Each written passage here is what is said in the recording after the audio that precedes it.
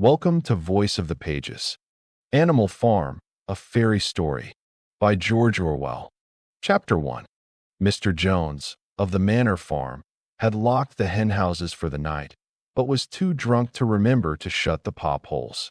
With the ring of light from his lantern dancing from side to side, he lurched across the yard, kicked off his boots at the back door, drew himself a last glass of beer from the barrel in the scullery, and made his way up to bed, where Mrs. Jones was already snoring.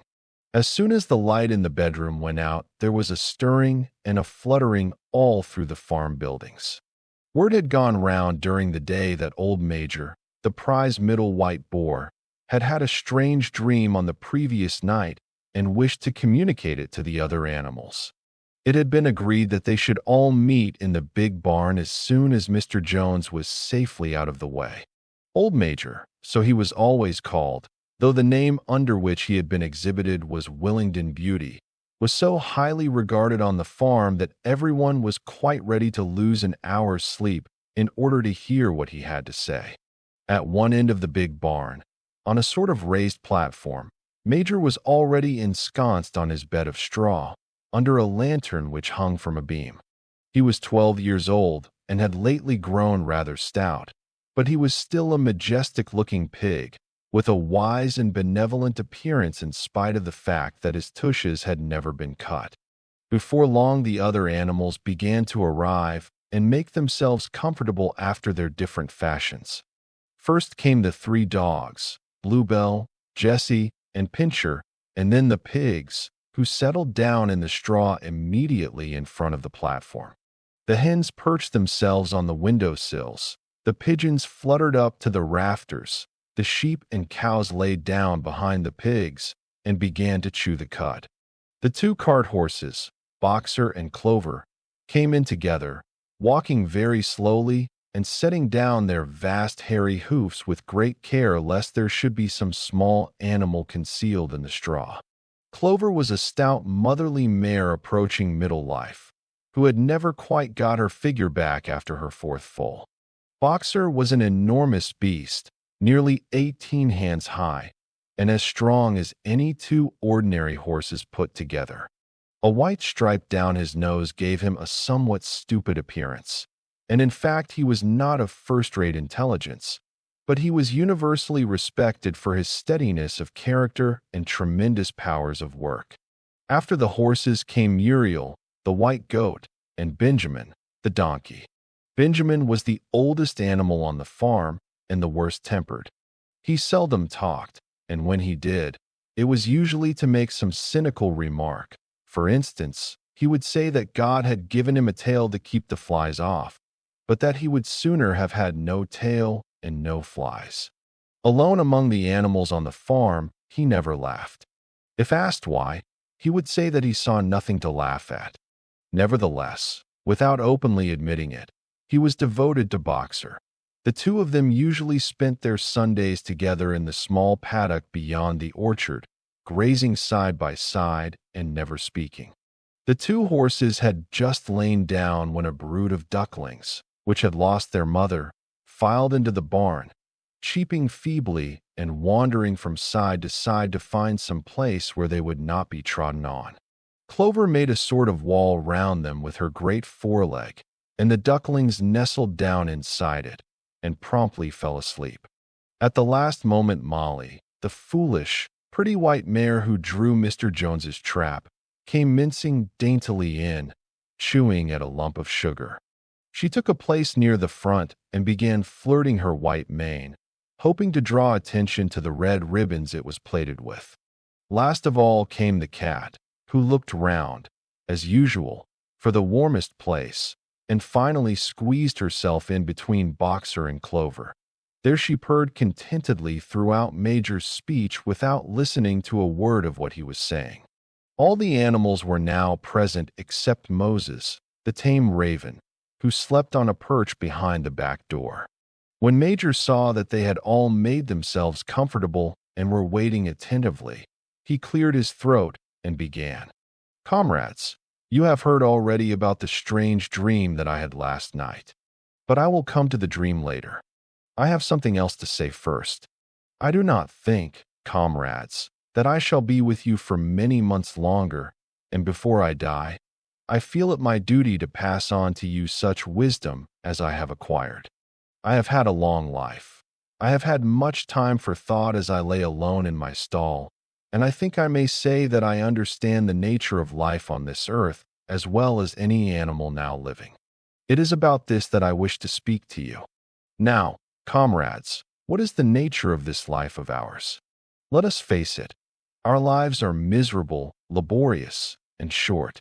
We are born. We are given just so much food as will keep the breath in our bodies, and those of us who are capable of it are forced to work to the last atom of our strength. And the very instant that our usefulness has come to an end, we are slaughtered with hideous cruelty. No animal in England knows the meaning of happiness or leisure after he is a year old. No animal in England is free. The life of an animal is misery and slavery. That is the plain truth. But is this simply part of the order of nature? Is it because this land of ours is so poor that it cannot afford a decent life to those who dwell upon it? No, comrades, 1,000 times no. The soil of England is fertile, its climate is good, it is capable of affording food in abundance to an enormously greater number of animals than now inhabit it. This single farm of ours would support a dozen horses, 20 cows, hundreds of sheep, and all of them living in a comfort and a dignity that are now almost beyond our imagining. Why then do we continue in this miserable condition? Because nearly the whole of the produce of our labor is stolen from us by human beings. There, comrades, is the answer to all our problems. It is summed up in a single word: man. Man is the only real enemy we have. Remove man from the scene, and the root cause of hunger and overwork is abolished forever. Man is the only creature that consumes without producing. He does not give milk. He does not lay eggs. He is too weak to pull the plow. He cannot run fast enough to catch rabbits. Yet he is lord of all the animals. He sets them to work. He gives back to them the bare minimum that will prevent them from starving, and the rest he keeps for himself. Our labor tills the soil. Our dung fertilizes it. And yet there is not one of us that owns more than his bare skin. You cows that I see before me, how many thousands of gallons of milk have you given during this last year? And what has happened to that milk, which should have been breeding up sturdy calves? Every drop of it has gone down the throats of our enemies. And you hens, how many eggs have you laid in this last year? And how many of those eggs ever hatched into chickens? The rest have all gone to market to bring in money for Jones and his men. And you, Clover, where are those 4 foals you bore, who should have been the support and pleasure of your old age? Each was sold at a year old. You will never see one of them again. In return for your 4 confinements and all your labor in the fields, what have you ever had except your bare rations and a stall? And even the miserable lives we lead are not allowed to reach their natural span. For myself, I do not grumble, for I am one of the lucky ones. I am 12 years old and have had over 400 children. Such is the natural life of a pig. But no animal escapes the cruel knife in the end. You young porkers who are sitting in front of me, every one of you will scream your lives out at the block within a year. To that horror we all must come. Cows, pigs, hens, sheep, everyone. Even the horses and the dogs have no better fate.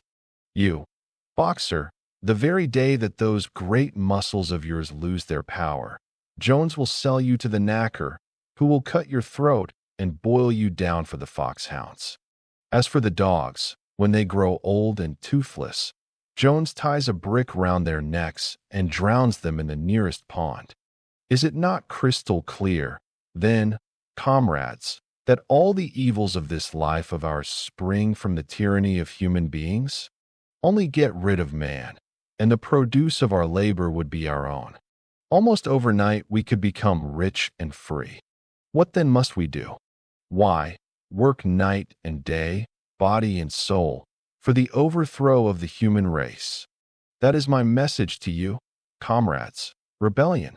I do not know when that rebellion will come. It might be in a week or in 100 years, but I know, as surely as I see this straw beneath my feet, that sooner or later justice will be done. Fix your eyes on that, comrades, throughout the short remainder of your lives. And above all, pass on this message of mine to those who come after you, so that future generations shall carry on the struggle until it is victorious. And remember, comrades, your resolution must never falter. No argument must lead you astray. Never listen when they tell you that man and the animals have a common interest, that the prosperity of the one is the prosperity of the others. It is all lies. Man serves the interests of no creature except himself. And among us animals, let there be perfect unity, perfect comradeship in the struggle. All men are enemies. All animals are comrades. At this moment, there was a tremendous uproar. While Major was speaking, 4 large rats had crept out of their holes and were sitting on their hindquarters, listening to him. The dogs had suddenly caught sight of them, and it was only by a swift dash for their holes that the rats saved their lives. Major raised his trotter for silence. "Comrades," he said, "here is a point that must be settled. The wild creatures, such as rats and rabbits, are they our friends or our enemies? Let us put it to the vote. I propose this question to the meeting: are rats comrades?" The vote was taken at once, and it was agreed by an overwhelming majority that rats were comrades. There were only 4 dissentients: the 3 dogs and the cat, who was afterwards discovered to have voted on both sides. Major continued, "I have little more to say. I merely repeat, remember always your duty of enmity towards man and all his ways. Whatever goes upon 2 legs is an enemy. Whatever goes upon 4 legs, or has wings, is a friend. And remember also that in fighting against man, we must not come to resemble him. Even when you have conquered him, do not adopt his vices. No animal must ever live in a house, or sleep in a bed, or wear clothes, or drink alcohol, or smoke tobacco, or touch money, or engage in trade. All the habits of man are evil. And, above all, no animal must ever tyrannize over his own kind. Weak or strong, clever or simple, we are all brothers. No animal must ever kill any other animal. All animals are equal. And now, comrades, I will tell you about my dream of last night. I cannot describe that dream to you. It was a dream of the earth as it will be when man has vanished. But it reminded me of something that I had long forgotten. Many years ago, when I was a little pig, my mother and the other sows used to sing an old song of which they knew only the tune and the first 3 words. I had known that tune in my infancy, but it had long since passed out of my mind. Last night, however, it came back to me in my dream. And what is more, the words of the song also came back, words, I am certain, which were sung by the animals of long ago and have been lost to memory for generations. I will sing you that song now, comrades. I am old and my voice is hoarse, but when I have taught you the tune, you can sing it better for yourselves. It is called Beasts of England. Old Major cleared his throat and began to sing. As he had said, his voice was hoarse, but he sang well enough, and it was a stirring tune, something between Clementine and La Cucaracha.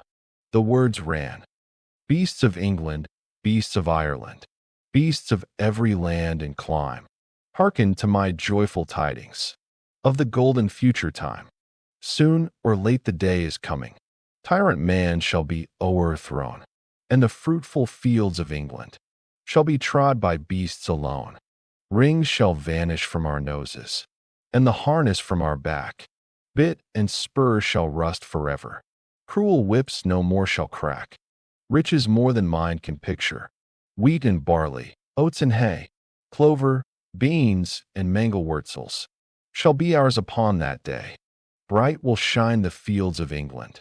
Purer shall its waters be. Sweeter yet shall blow its breezes. on the day that sets us free. For that day we all must labor, though we die before it break.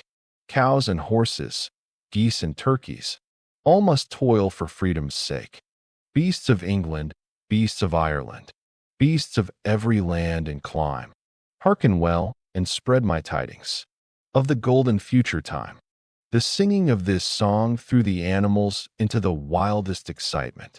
Almost before Major had reached the end, they had begun singing it for themselves.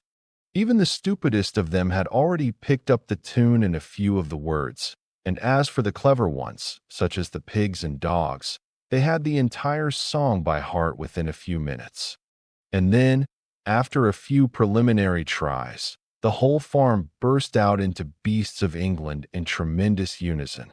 The cows lowed it, the dogs whined it, the sheep bleated it, the horses whinnied it, the ducks quacked it.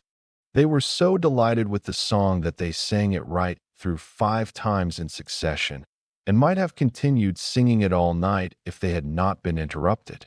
Unfortunately, the uproar awoke Mr. Jones, who sprang out of bed, making sure that there was a fox in the yard. He seized the gun which always stood in a corner of his bedroom, and let fly a charge of number 6 shot into the darkness. The pellets buried themselves in the wall of the barn, and the meeting broke up hurriedly. Everyone fled to his own sleeping place. The birds jumped onto their perches, the animals settled down in the straw, and the whole farm was asleep in a moment. Chapter 2. 3 nights later, old Major died peacefully in his sleep. His body was buried at the foot of the orchard. This was early in March. During the next 3 months, there was much secret activity. Major's speech had given to the more intelligent animals on the farm a completely new outlook on life. They did not know when the rebellion predicted by Major would take place. They had no reason for thinking that it would be within their own lifetime, but they saw clearly that it was their duty to prepare for it. The work of teaching and organizing the others fell naturally upon the pigs, who were generally recognized as being the cleverest of the animals. Preeminent among the pigs were 2 young boars named Snowball and Napoleon, whom Mr. Jones was breeding up for sale.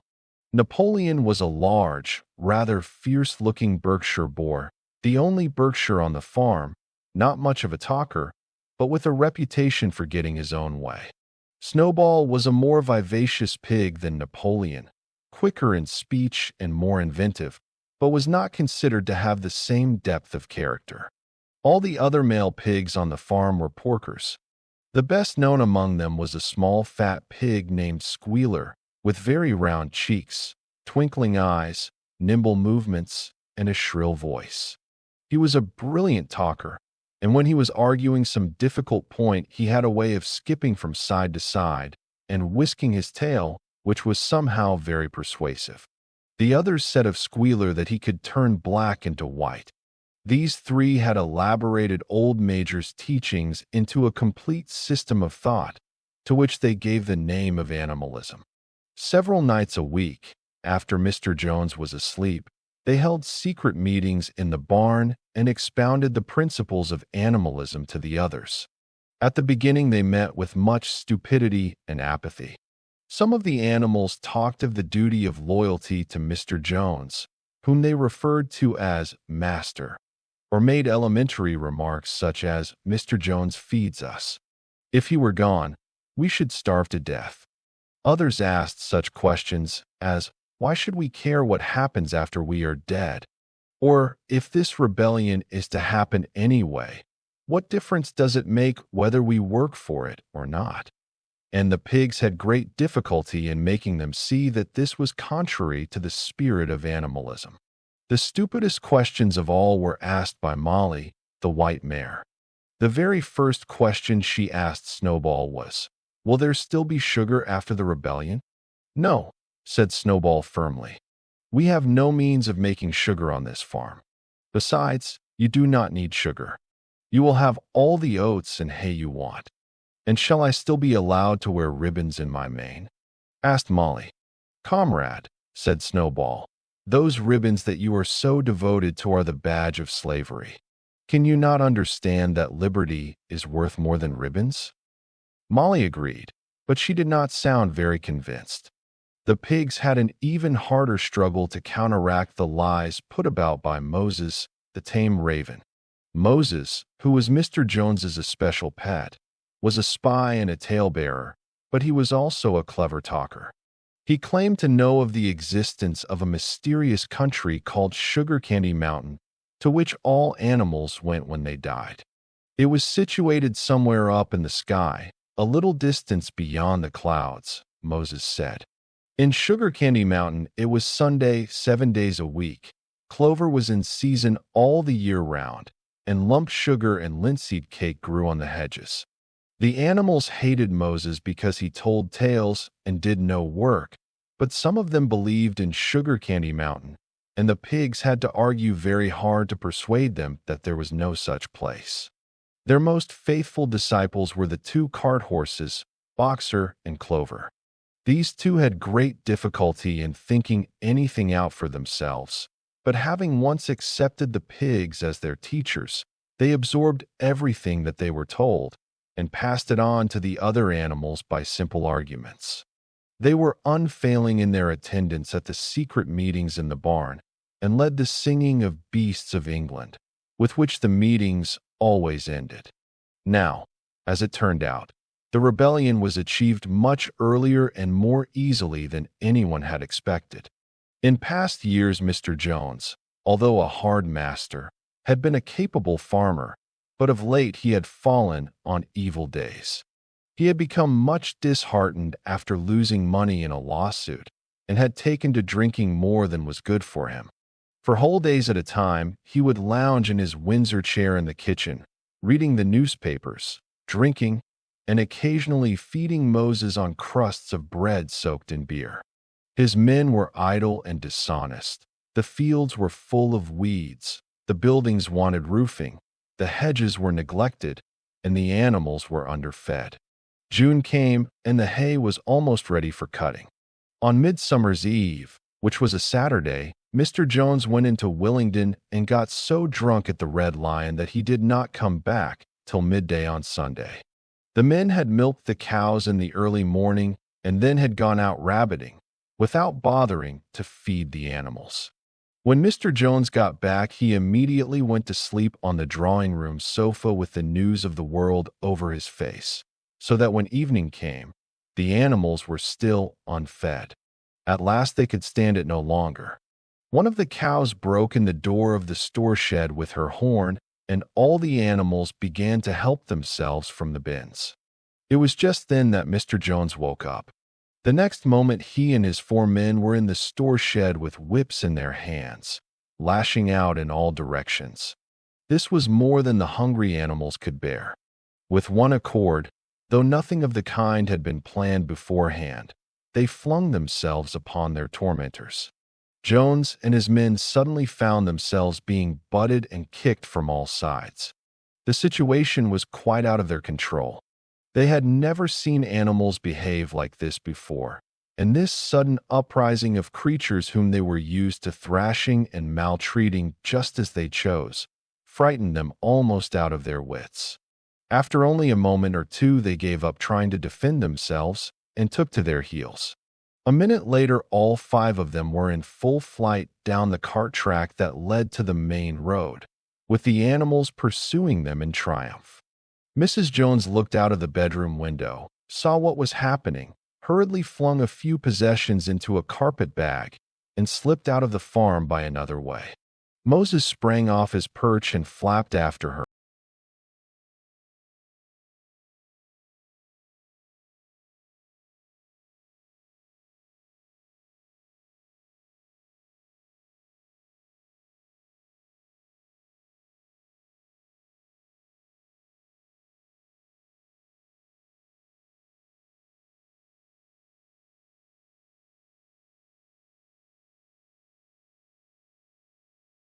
On the boundaries of the farm, as though to make quite sure that no human being was hiding anywhere upon it.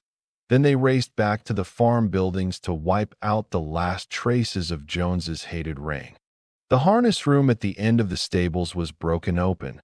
The bits, the nose rings, the dog chains, the cruel knives with which Mr. Jones had been used to castrate the pigs and lambs were all flung down the well. The reins, the halters, the blinkers, the degrading nosebags were thrown on to the rubbish fire which was burning in the yard. So were the whips. All the animals capered with joy when they saw the whips going up in flames. Snowball also threw on to the fire the ribbons with which the horses' manes and tails had usually been decorated on market days. Ribbons, he said, should be considered as clothes, which are the mark of a human being. All animals should go naked. When Boxer heard this, he fetched the small straw hat which he wore in summer to keep the flies out of his ears, and flung it on to the fire with the rest. In a very little while the animals had destroyed everything that reminded them of Mr. Jones. Napoleon then led them back to the store shed and served out a double ration of corn to everybody, with 2 biscuits for each dog. Then they sang Beasts of England from end to end 7 times running, and after that they settled down for the night and slept as they had never slept before. But they woke at dawn as usual, and suddenly remembering the glorious thing that had happened, they all raced out into the pasture together. A little way down the pasture there was a knoll that commanded a view of most of the farm. The animals rushed to the top of it and gazed round them in the clear morning light. Yes, it was theirs. Everything that they could see was theirs. In the ecstasy of that thought they gamboled round and round. They hurled themselves into the air in great leaps of excitement. They rolled in the dew. They cropped mouthfuls of the sweet summer grass. They kicked up clods of the black earth and snuffed its rich scent. Then they made a tour of inspection of the whole farm and surveyed with speechless admiration the ploughland, the hayfield, the orchard, the pool, the spinney. It was as though they had never seen these things before, and even now they could hardly believe that it was all their own. Then they filed back to the farm buildings and halted in silence outside the door of the farmhouse. That was theirs too, but they were frightened to go inside. After a moment, however, Snowball and Napoleon butted the door open with their shoulders, and the animals entered in single file, walking with the utmost care for fear of disturbing anything. They tiptoed from room to room, afraid to speak above a whisper and gazing with a kind of awe at the unbelievable luxury, at the beds with their feather mattresses, the looking-glasses, the horsehair sofa, the Brussels carpet, the lithograph of Queen Victoria over the drawing-room mantelpiece. They were lost coming down the stairs when Molly was discovered to be missing. Going back, the others found that she had remained behind in the best bedroom. She had taken a piece of blue ribbon from Mrs. Jones's dressing table and was holding it against her shoulder and admiring herself in the glass in a very foolish manner. The others reproached her sharply, and they went outside. Some hams hanging in the kitchen were taken out for burial, and the barrel of beer in the scullery was stove in with a kick from Boxer's hoof. Otherwise nothing in the house was touched. A unanimous resolution was passed on the spot that the farmhouse should be preserved as a museum. All were agreed that no animal must ever live there. The animals had their breakfast, and then Snowball and Napoleon called them together again. "Comrades," said Snowball, "it is 6:30, and we have a long day before us. Today we begin the hay harvest. But there is another matter that must be attended to first." The pigs now revealed that during the past 3 months they had taught themselves to read and write from an old spelling book, which had belonged to Mr. Jones's children and which had been thrown on the rubbish heap. Napoleon sent for pots of black and white paint and led the way down to the 5-barred gate that gave on to the main road. Then Snowball, for it was Snowball who was best at writing, took a brush between the 2 knuckles of his trotter, painted out Manor Farm from the top bar of the gate, and in its place painted Animal Farm. This was to be the name of the farm from now onwards. After this, they went back to the farm buildings, where Snowball and Napoleon sent for a ladder which they caused to be set against the end wall of the big barn. They explained that by their studies of the past 3 months, the pigs had succeeded in reducing the principles of animalism to 7 commandments. These 7 commandments would now be inscribed on the wall. They would form an unalterable law by which all the animals on Animal Farm must live forever after.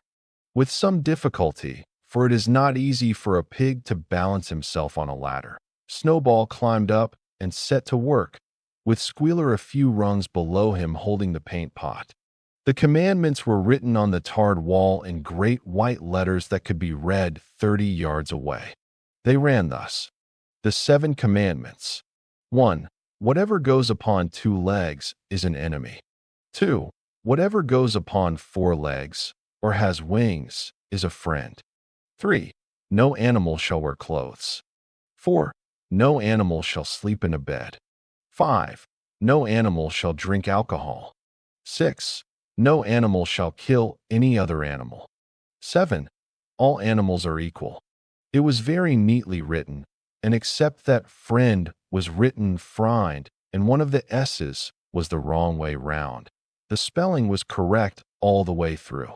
Snowball read it aloud for the benefit of the others. All the animals nodded in complete agreement, and the cleverer ones at once began to learn the commandments by heart. Now, comrades, cried Snowball, throwing down the paintbrush, to the hayfield. Let us make it a point of honor to get in the harvest more quickly than Jones and his men could do. But at this moment the 3 cows, who had seemed uneasy for some time past, set up a loud lowing.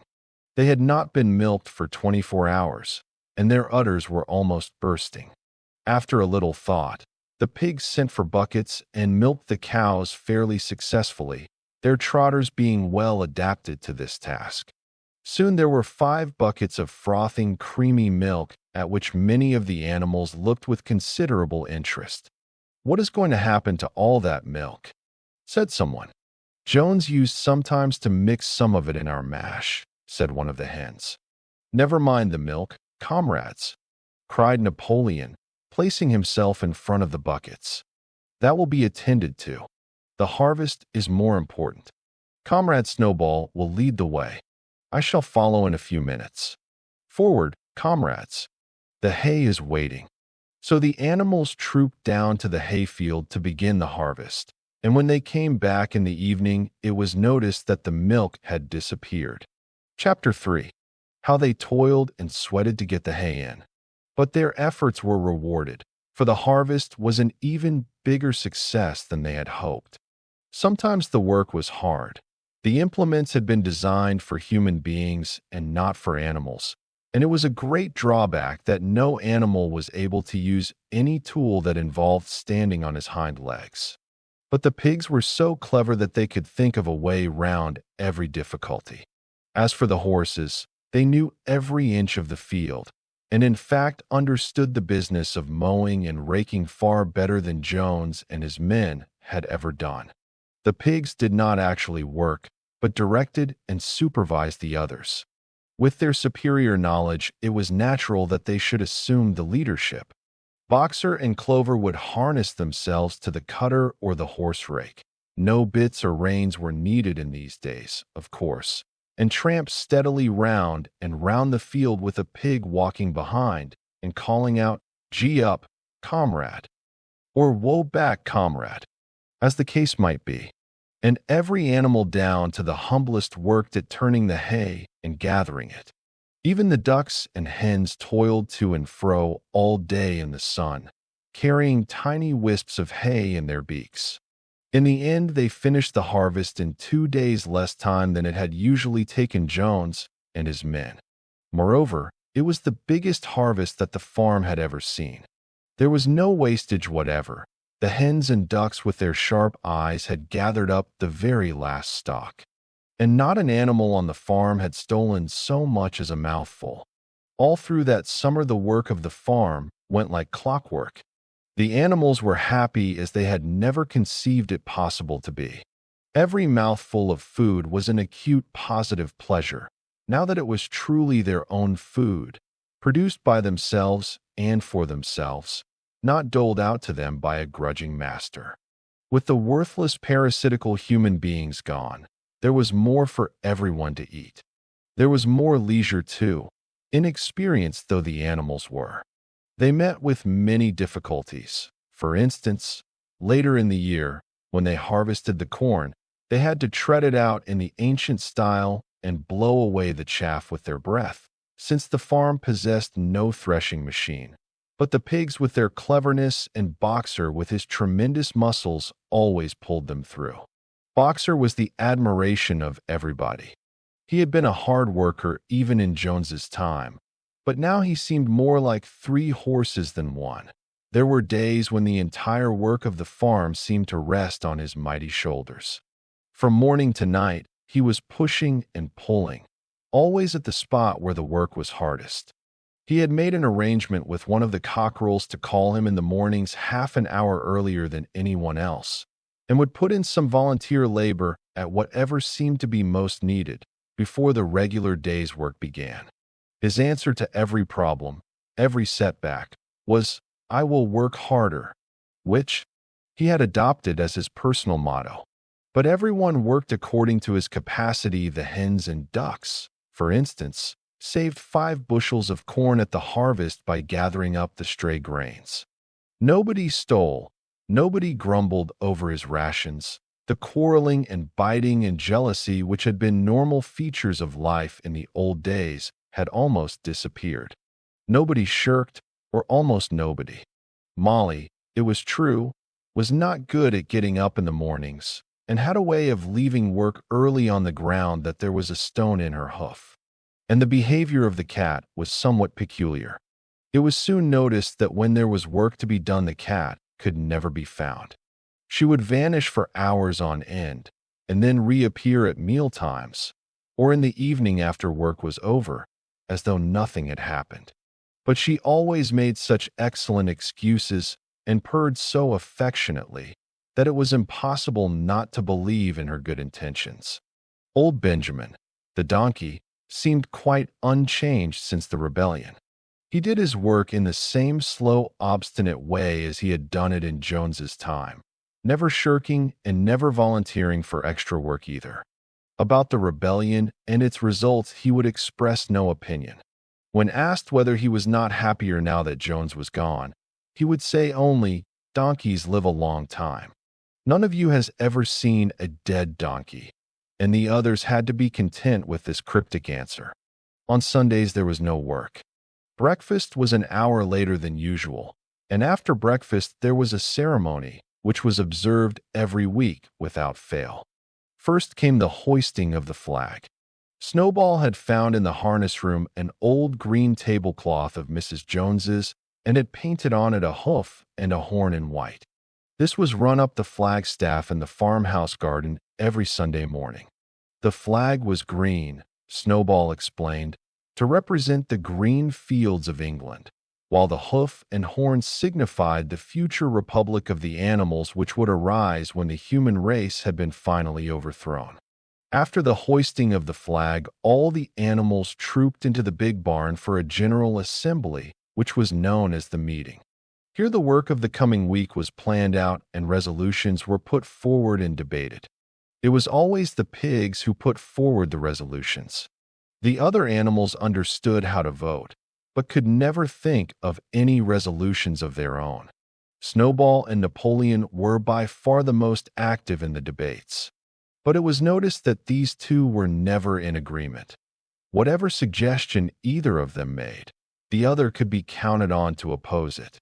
Even when it was resolved, a thing no one could object to in itself, to set aside the small paddock behind the orchard as a home of rest for animals who were past work, there was a stormy debate over the correct retiring age for each class of animal. The meeting always ended with the singing of Beasts of England, and the afternoon was given up to recreation. The pigs had set aside the harness room as a headquarters for themselves. Here, in the evenings, they studied blacksmithing, carpentering, and other necessary arts from books which they had brought out of the farmhouse. Snowball also busied himself with organizing the other animals into what he called animal committees. He was indefatigable at this. He formed the Egg Production Committee for the hens, the Clean-Tails League for the cows, the Wild Comrades Re-Education Committee. The object of this was to tame the rats and rabbits, the Whiter Wool Movement for the sheep, and various others, besides instituting classes in reading and writing. On the whole, these projects were a failure. The attempt to tame the wild creatures, for instance, broke down almost immediately. They continued to behave very much as before, and when treated with generosity, simply took advantage of it. The cat joined the Re-Education Committee and was very active in it for some days. She was seen one day sitting on a roof and talking to some sparrows who were just out of her reach. She was telling them that all animals were now comrades, and that any sparrow who chose could come and perch on her paw. But the sparrows kept their distance. The reading and writing classes, however, were a great success. By the autumn, almost every animal on the farm was literate in some degree. As for the pigs, they could already read and write perfectly. The dogs learned to read fairly well, but were not interested in reading anything except the 7 Commandments. Muriel, the goat, could read somewhat better than the dogs, and sometimes used to read to the others in the evenings from scraps of newspaper which she found on the rubbish heap. Benjamin could read as well as any pig, but never exercised his faculty. So far as he knew, he said, there was nothing worth reading. Clover learned the whole alphabet, but could not put words together. Boxer could not get beyond the letter D. He would trace out A, B, C, D in the dust with his great hoof, and then would stand staring at the letters with his ears back, sometimes shaking his forelock, trying with all his might to remember what came next and never succeeding. On several occasions, indeed, he did learn E, F, G, H, but by the time he knew them, it was always discovered that he had forgotten A, B, C, and D. Finally, he decided to be content with the first 4 letters, and used to write them out once or twice every day to refresh his memory. Molly refused to learn any but the 6 letters which spelt her own name. She would form these very neatly out of pieces of twig, and would then decorate them with a flower or 2 and walk round them admiring them. None of the other animals on the farm could get further than the letter A. It was also found that the stupider animals, such as the sheep, hens, and ducks, were unable to learn the 7 Commandments by heart. After much thought, Snowball declared that the 7 Commandments could in effect be reduced to a single maxim, namely, for legs good, 2 legs bad. This, he said, contained the essential principle of animalism. Whoever had thoroughly grasped it would be safe from human influences. The birds at first objected, since it seemed to them that they also had 2 legs, but Snowball proved to them that this was not so. A bird's wing, comrades, he said, is an organ of propulsion and not of manipulation. It should therefore be regarded as a leg. The distinguishing mark of man is the hand, the instrument with which he does all his mischief. The birds did not understand Snowball's long words, but they accepted his explanation, and all the humbler animals set to work to learn the new maxim by heart. 4 legs good, 2 legs bad was inscribed on the end wall of the barn, above the 7 Commandments and in bigger letters when they had once got it by heart. The sheep developed a great liking for this maxim, and often as they lay in the field they would all start bleating, for legs good, 2 legs bad, for legs good, 2 legs bad, and keep it up for hours on end, never growing tired of it. Napoleon took no interest in Snowball's committees. He said that the education of the young was more important than anything that could be done for those who were already grown up. It happened that Jessie and Bluebell had both whelped soon after the hay harvest, giving birth between them to 9 sturdy puppies. As soon as they were weaned, Napoleon took them away from their mothers, saying that he would make himself responsible for their education. He took them up into a loft which could only be reached by a ladder from the harness room, and there kept them in such seclusion that the rest of the farm soon forgot their existence. The mystery of where the milk went to was soon cleared up. It was mixed every day into the pigs' mash. The early apples were now ripening, and the grass of the orchard was littered with windfalls. The animals had assumed as a matter of course that these would be shared out equally. One day, however, the order went forth that all the windfalls were to be collected and brought to the harness room for the use of the pigs. At this some of the other animals murmured, but it was no use. All the pigs were in full agreement on this point, even Snowball and Napoleon. Squealer was sent to make the necessary explanations to the others. "Comrades," he cried, "you do not imagine, I hope, that we pigs are doing this in a spirit of selfishness and privilege? Many of us actually dislike milk and apples. I dislike them myself.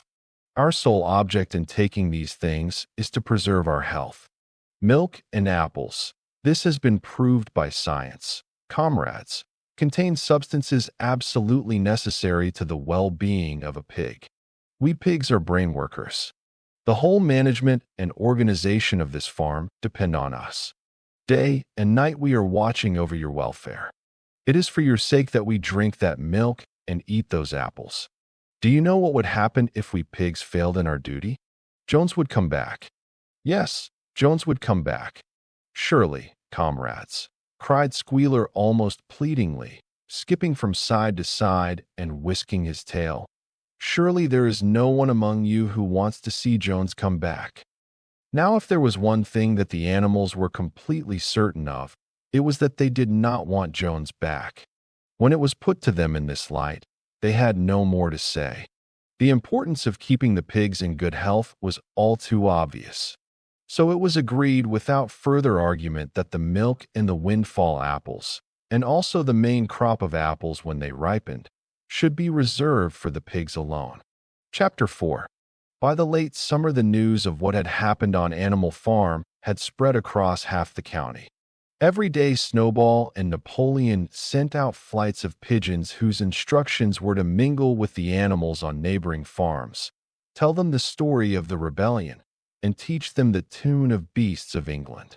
Most of this time Mr. Jones had spent sitting in the tap room of the Red Lion at Willingdon, complaining to anyone who would listen of the monstrous injustice he had suffered in being turned out of his property by a pack of good-for-nothing animals.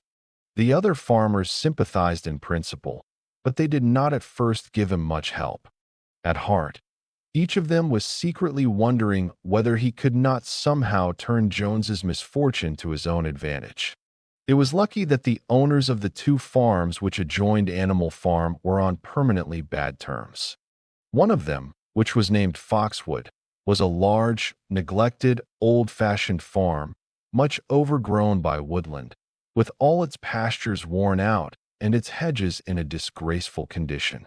Its owner, Mr. Pilkington, was an easy-going gentleman farmer who spent most of his time in fishing or hunting according to the season. The other farm, which was called Pinchfield, was smaller and better kept. Its owner was a Mr. Frederick, a tough, shrewd man, perpetually involved in lawsuits and with a name for driving hard bargains. These two disliked each other so much that it was difficult for them to come to any agreement, even in defense of their own interests. Nevertheless, they were both thoroughly frightened by the rebellion on Animal Farm and very anxious to prevent their own animals from learning too much about it. At first they pretended to laugh to scorn the idea of animals managing a farm for themselves. The whole thing would be over in a fortnight, they said. They put it about that the animals on the manor farm, they insisted on calling it the manor farm. They would not tolerate the name Animal Farm, were perpetually fighting among themselves, and were also rapidly starving to death. When time passed, and the animals had evidently not starved to death, Frederick and Pilkington changed their tune and began to talk of the terrible wickedness that now flourished on Animal Farm. It was given out that the animals there practiced cannibalism, tortured one another with red-hot horseshoes, and had their females in common. This was what came of rebelling against the laws of nature, Frederick and Pilkington said. However, these stories were never fully believed. Rumors of a wonderful farm, where the human beings had been turned out and the animals managed their own affairs, continued to circulate in vague and distorted forms, and throughout that year a wave of rebelliousness ran through the countryside. Bulls which had always been tractable suddenly turned savage. Sheep broke down hedges and devoured the clover. Cows kicked the pail over. Hunters refused their fences and shot their riders on to the other side. Above all, the tune and even the words of beasts of England were known everywhere. It had spread with astonishing speed. The human beings could not contain their rage when they heard this song, though they pretended to think it merely ridiculous. They could not understand, they said, how even animals could bring themselves to sing such contemptible rubbish. Any animal caught singing, it was given a flogging on the spot. And yet the song was irrepressible. The blackbirds whistled it in the hedges. The pigeons cooed it in the elms. It got into the din of the smithies and the tune of the church bells. And when the human beings listened to it, they secretly trembled, hearing in it a prophecy of their future doom. Early in October, when the corn was cut and stacked and some of it was already threshed, a flight of pigeons came whirling through the air and alighted in the yard of Animal Farm in the wildest excitement. Jones and all his men, with half a dozen others from Foxwood and Pinchfield, had entered the 5-barred gate and were coming up the cart track that led to the farm. They were all carrying sticks, except Jones, who was marching ahead with a gun in his hands. Obviously, they were going to attempt the recapture of the farm. This had long been expected, and all preparations had been made. Snowball, who had studied an old book of Julius Caesar's campaigns which he had found in the farmhouse, was in charge of the defensive operations. He gave his orders quickly, and in a couple of minutes every animal was at his post. As the human beings approached the farm buildings, Snowball launched his first attack. All the pigeons, to the number of 35, flew to and fro over the men's heads and muted upon them from midair. And while the men were dealing with this, the geese, who had been hiding behind the hedge, rushed out and pecked viciously at the calves of their legs. However, this was only a light skirmishing maneuver, intended to create a little disorder, and the men easily drove the geese off with their sticks. Snowball now launched his second line of attack. Muriel, Benjamin, and all the sheep, with Snowball at the head of them, rushed forward and prodded and butted the men from every side, while Benjamin turned around and lashed at them with his small hoofs. But once again the men, with their sticks and their hobnailed boots, were too strong for them, and suddenly, at a squeal from Snowball, which was the signal for retreat, all the animals turned and fled through the gateway into the yard. The men gave a shout of triumph. They saw, as they imagined, their enemies in flight, and they rushed after them in disorder. This was just what Snowball had intended. As soon as they were well inside the yard, the 3 horses, the 3 cows, and the rest of the pigs, who had been lying in ambush in the cowshed, suddenly emerged in their rear, cutting them off. Snowball now gave the signal for the charge. He himself dashed straight for Jones. Jones saw him coming, raised his gun, and fired. The pellets scored bloody streaks along Snowball's back, and a sheep dropped dead. Without halting for an instant, Snowball flung his 15-stone against Jones's legs. Jones was hurled into a pile of dung, and his gun flew out of his hands. But the most terrifying spectacle of all was Boxer, rearing up on his hind legs and striking out with his great iron-shod hoofs like a stallion. His very first blow took a stable lad from Foxwood on the skull and stretched him lifeless in the mud. At the sight, several men dropped their sticks and tried to run. Panic overtook them, and the next moment all the animals together were chasing them round and round the yard. They were gored, kicked, bitten, trampled on. There was not an animal on the farm that did not take vengeance on them after his own fashion. Even the cat suddenly leapt off a roof onto a cowman's shoulders and sank her claws in his neck, at which he yelled horribly. At a moment when the opening was clear, the men were glad enough to rush out of the yard and make a bolt for the main road. And so within 5 minutes of their invasion, they were in ignominious retreat by the same way as they had come, with a flock of geese hissing after them and pecking at their calves all the way. All the men were gone except one. Back in the yard, Boxer was pawing with his hoof at the stable lad who lay face down in the mud, trying to turn him over. The boy did not stir. "He is dead," said Boxer sorrowfully. "I had no intention of doing that. I forgot that I was wearing iron shoes. Who will believe that I did not do this on purpose?" "No sentimentality, comrade," cried Snowball, from whose wounds the blood was still dripping. "War is war. The only good human being is a dead one. I have no wish to take life, not even human life," repeated Boxer, and his eyes were full of tears. "Where is Molly?" exclaimed somebody. Molly, in fact, was missing. For a moment there was great alarm. It was feared that the men might have harmed her in some way, or even carried her off with them. In the end, however, she was found hiding in her stall with her head buried among the hay in the manger. She had taken to flight as soon as the gun went off. And when the others came back from looking for her, it was to find that the stable lad, who in fact was only stunned, had already recovered and made off. The animals had now reassembled in the wildest excitement, each recounting his own exploits in the battle at the top of his voice. An impromptu celebration of the victory was held immediately. The flag was run up and Beasts of England was sung a number of times. Then the sheep who had been killed was given a solemn funeral, a hawthorn bush being planted on her grave. At the graveside, Snowball made a little speech, emphasizing the need for all animals to be ready to die for Animal Farm if need be. The animals decided unanimously to create a military decoration, Animal Hero, First Class, which was conferred there and then on Snowball and Boxer. It consisted of a brass medal. They were really some old horse brasses which had been found in the harness room, to be worn on Sundays and holidays. There was also Animal Hero, Second Class, which was conferred posthumously on the dead sheep. There was much discussion as to what the battle should be called.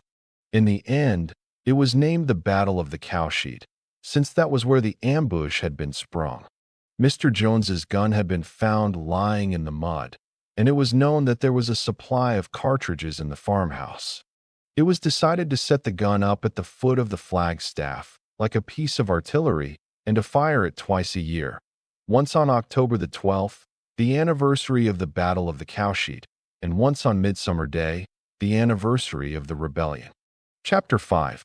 As winter drew on, Molly became more and more troublesome. She was late for work every morning and excused herself by saying that she had overslept, and she complained of mysterious pains, although her appetite was excellent. On every kind of pretext, she would run away from work and go to the drinking pool, where she would stand foolishly gazing at her own reflection in the water. But there were also rumors of something more serious. One day, as Molly strolled blithely into the yard, flirting her long tail and chewing at a stalk of hay, Clover took her aside.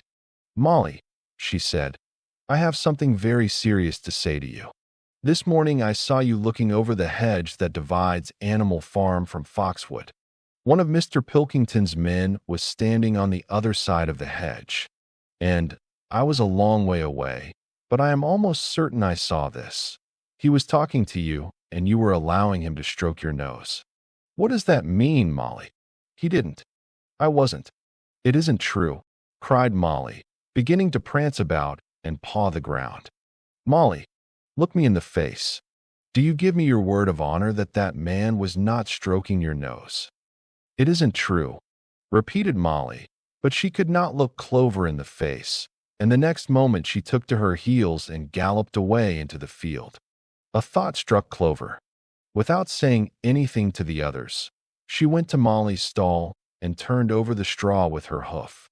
Hidden under the straw was a little pile of lump sugar and several bunches of ribbon of different colors. 3 days later, Molly disappeared. For some weeks, nothing was known of her whereabouts. Then the pigeons reported that they had seen her on the other side of Willingdon. She was between the shafts of a smart dog cart painted red and black, which was standing outside a public house. A fat, red-faced man in check breeches and gaiters, who looked like a publican, was stroking her nose and feeding her with sugar. Her coat was newly clipped, and she wore a scarlet ribbon round her forelock. She appeared to be enjoying herself, so the pigeons said. None of the animals ever mentioned Molly again. In January, there came bitterly hard weather. The earth was like iron, and nothing could be done in the fields. Many meetings were held in the big barn, and the pigs occupied themselves with planning out the work of the coming season. It had come to be accepted that the pigs, who were manifestly cleverer than the other animals, should decide all questions of farm policy, though their decisions had to be ratified by a majority vote. This arrangement would have worked well enough if it had not been for the disputes between Snowball and Napoleon. These two disagreed at every point where disagreement was possible. If one of them suggested sowing a bigger acreage with barley, the other was certain to demand a bigger acreage of oats. And if one of them said that such and such a field was just right for cabbages, the other would declare that it was useless for anything except roots. Each had his own following, and there were some violent debates. At the meetings, Snowball often won over the majority by his brilliant speeches, but Napoleon was better at canvassing support for himself in between times. He was especially successful with the sheep. Of late, the sheep had taken to bleating for legs good, 2 legs bad, both in and out of season, and they often interrupted the meeting with this. It was noticed that they were especially liable to break into for legs good, 2 legs bad, at crucial moments in Snowball's speeches. Snowball had made a close study of some back numbers of the farmer and stock breeder which he had found in the farmhouse, and was full of plans for innovations and improvements. He talked learnedly about field drains, silage, and basic slag, and had worked out a complicated scheme for all the animals to drop their dung directly in the fields, at a different spot every day, to save the labor of cartage. Napoleon produced no schemes of his own, but said quietly that Snowball's would come to nothing, and seemed to be biding his time. But of all their controversies, none was so bitter as the one that took place over the windmill. In the long pasture, not far from the farm buildings, there was a small knoll which was the highest point on the farm. After surveying the ground, Snowball declared that this was just the place for a windmill, which could be made to operate a dynamo and supply the farm with electrical power. This would light the stalls and warm them in winter, and would also run a circular saw, a chaff cutter, a mangle slicer, and an electric milking machine. The animals had never heard of anything of this kind before, for the farm was an old-fashioned one and had only the most primitive machinery, and they listened in astonishment while Snowball conjured up pictures of fantastic machines which would do their work for them while they grazed at their ease in the fields or improved their minds with reading and conversation. Within a few weeks, Snowball's plans for the windmill were fully worked out. The mechanical details came mostly from 3 books which had belonged to Mr. Jones. 1,000 Useful Things to Do About the House, Every Man His Own Bricklayer, and Electricity for Beginners. Snowball used as his study a shed which had once been used for incubators and had a smooth wooden floor suitable for drawing on. He was closeted there for hours at a time, with his books held open by a stone, and with a piece of chalk gripped between the knuckles of his trotter, he would move rapidly to and fro, drawing in line after line and uttering little whimpers of excitement. Gradually the plans grew into a complicated mass of cranks and cogwheels, covering more than half the floor, which the other animals found completely unintelligible but very impressive. All of them came to look at Snowball's drawings at least once a day. Even the hens and ducks came, and were at pains not to tread on the chalk marks. Only Napoleon held aloof. He had declared himself against the windmill from the start. One day, however, he arrived unexpectedly to examine the plans. He walked heavily round the shed, looked closely at every detail of the plans and snuffed at them once or twice, then stood for a little while contemplating them out of the corner of his eye. Then suddenly he lifted his leg, urinated over the plans, and walked out without uttering a word. The whole farm was deeply divided on the subject of the windmill. Snowball did not deny that to build it would be a difficult business. Stone would have to be carried and built up into walls. Then the sails would have to be made, and after that there would be need for dynamos and cables. How these were to be procured, Snowball did not say, but he maintained that it could all be done in a year. And thereafter, he declared, so much labor would be saved that the animals would only need to work 3 days a week. Napoleon, on the other hand, argued that the great need of the moment was to increase food production, and that if they wasted time on the windmill, they would all starve to death. The animals formed themselves into 2 factions under the slogan, "Vote for Snowball and the 3-day week," and "Vote for Napoleon and the full manger." Benjamin was the only animal who did not side with either faction. He refused to believe either that food would become more plentiful or that the windmill would save work. Windmill or no windmill, he said, life would go on as it had always gone on. That is, badly. Apart from the disputes over the windmill, there was the question of the defense of the farm. It was fully realized that though the human beings had been defeated in the Battle of the Cowshed, they might make another and more determined attempt to recapture the farm and reinstate Mr. Jones. They had all the more reason for doing so, because the news of their defeat had spread across the countryside and made the animals on the neighboring farms more restive than ever. As usual, Snowball and Napoleon were in disagreement. According to Napoleon, what the animals must do was to procure firearms and train themselves in the use of them. According to Snowball, they must send out more and more pigeons and stir up rebellion among the animals on the other farms. The one argued that if they could not defend themselves, they were bound to be conquered. The other argued that if rebellions happened everywhere, they would have no need to defend themselves. The animals listened first to Napoleon, then to Snowball, and could not make up their minds which was right. Indeed, they always found themselves in agreement with the one who was speaking at the moment. At last the day came when Snowball's plans were completed. At the meeting on the following Sunday, the question of whether or not to begin work on the windmill was to be put to the vote. When the animals had assembled in the big barn, Snowball stood up and, though occasionally interrupted by bleating from the sheep, set forth his reasons for advocating the building of the windmill. Then Napoleon stood up to reply. He said very quietly that the windmill was nonsense and that he advised nobody to vote for it, and promptly sat down again. He had spoken for barely 30 seconds and seemed almost indifferent as to the effect he produced. At this, Snowball sprang to his feet and, shouting down the sheep, who had begun bleating again, broke into a passionate appeal in favor of the windmill. Until now the animals had been about equally divided in their sympathies, but in a moment Snowball's eloquence had carried them away.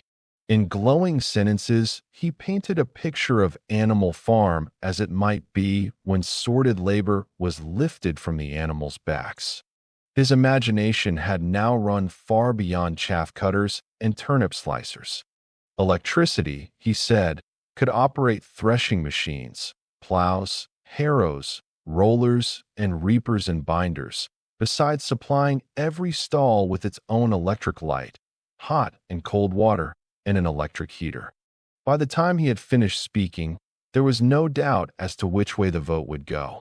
But just at this moment Napoleon stood up and, casting a peculiar sidelong look at Snowball, uttered a high-pitched whimper of a kind no one had ever heard him utter before. At this, there was a terrible baying sound outside, and 9 enormous dogs wearing brass-studded collars came bounding into the barn. They dashed straight for Snowball, who only sprang from his place just in time to escape their snapping jaws. In a moment, he was out of the door, and they were after him. Too amazed and frightened to speak, all the animals crowded through the door to watch the chase. Snowball was racing across the long pasture that led to the road. He was running as only a pig can run, but the dogs were close on his heels. Suddenly, he slipped, and it seemed certain that they had him. Then he was up again, running faster than ever. Then the dogs were gaining on him again. One of them all but closed his jaws on Snowball's tail, but Snowball whisked it free just in time. Then he put on an extra spurt and, with a few inches to spare, slipped through a hole in the hedge and was seen no more. Silent and terrified, the animals crept back into the barn.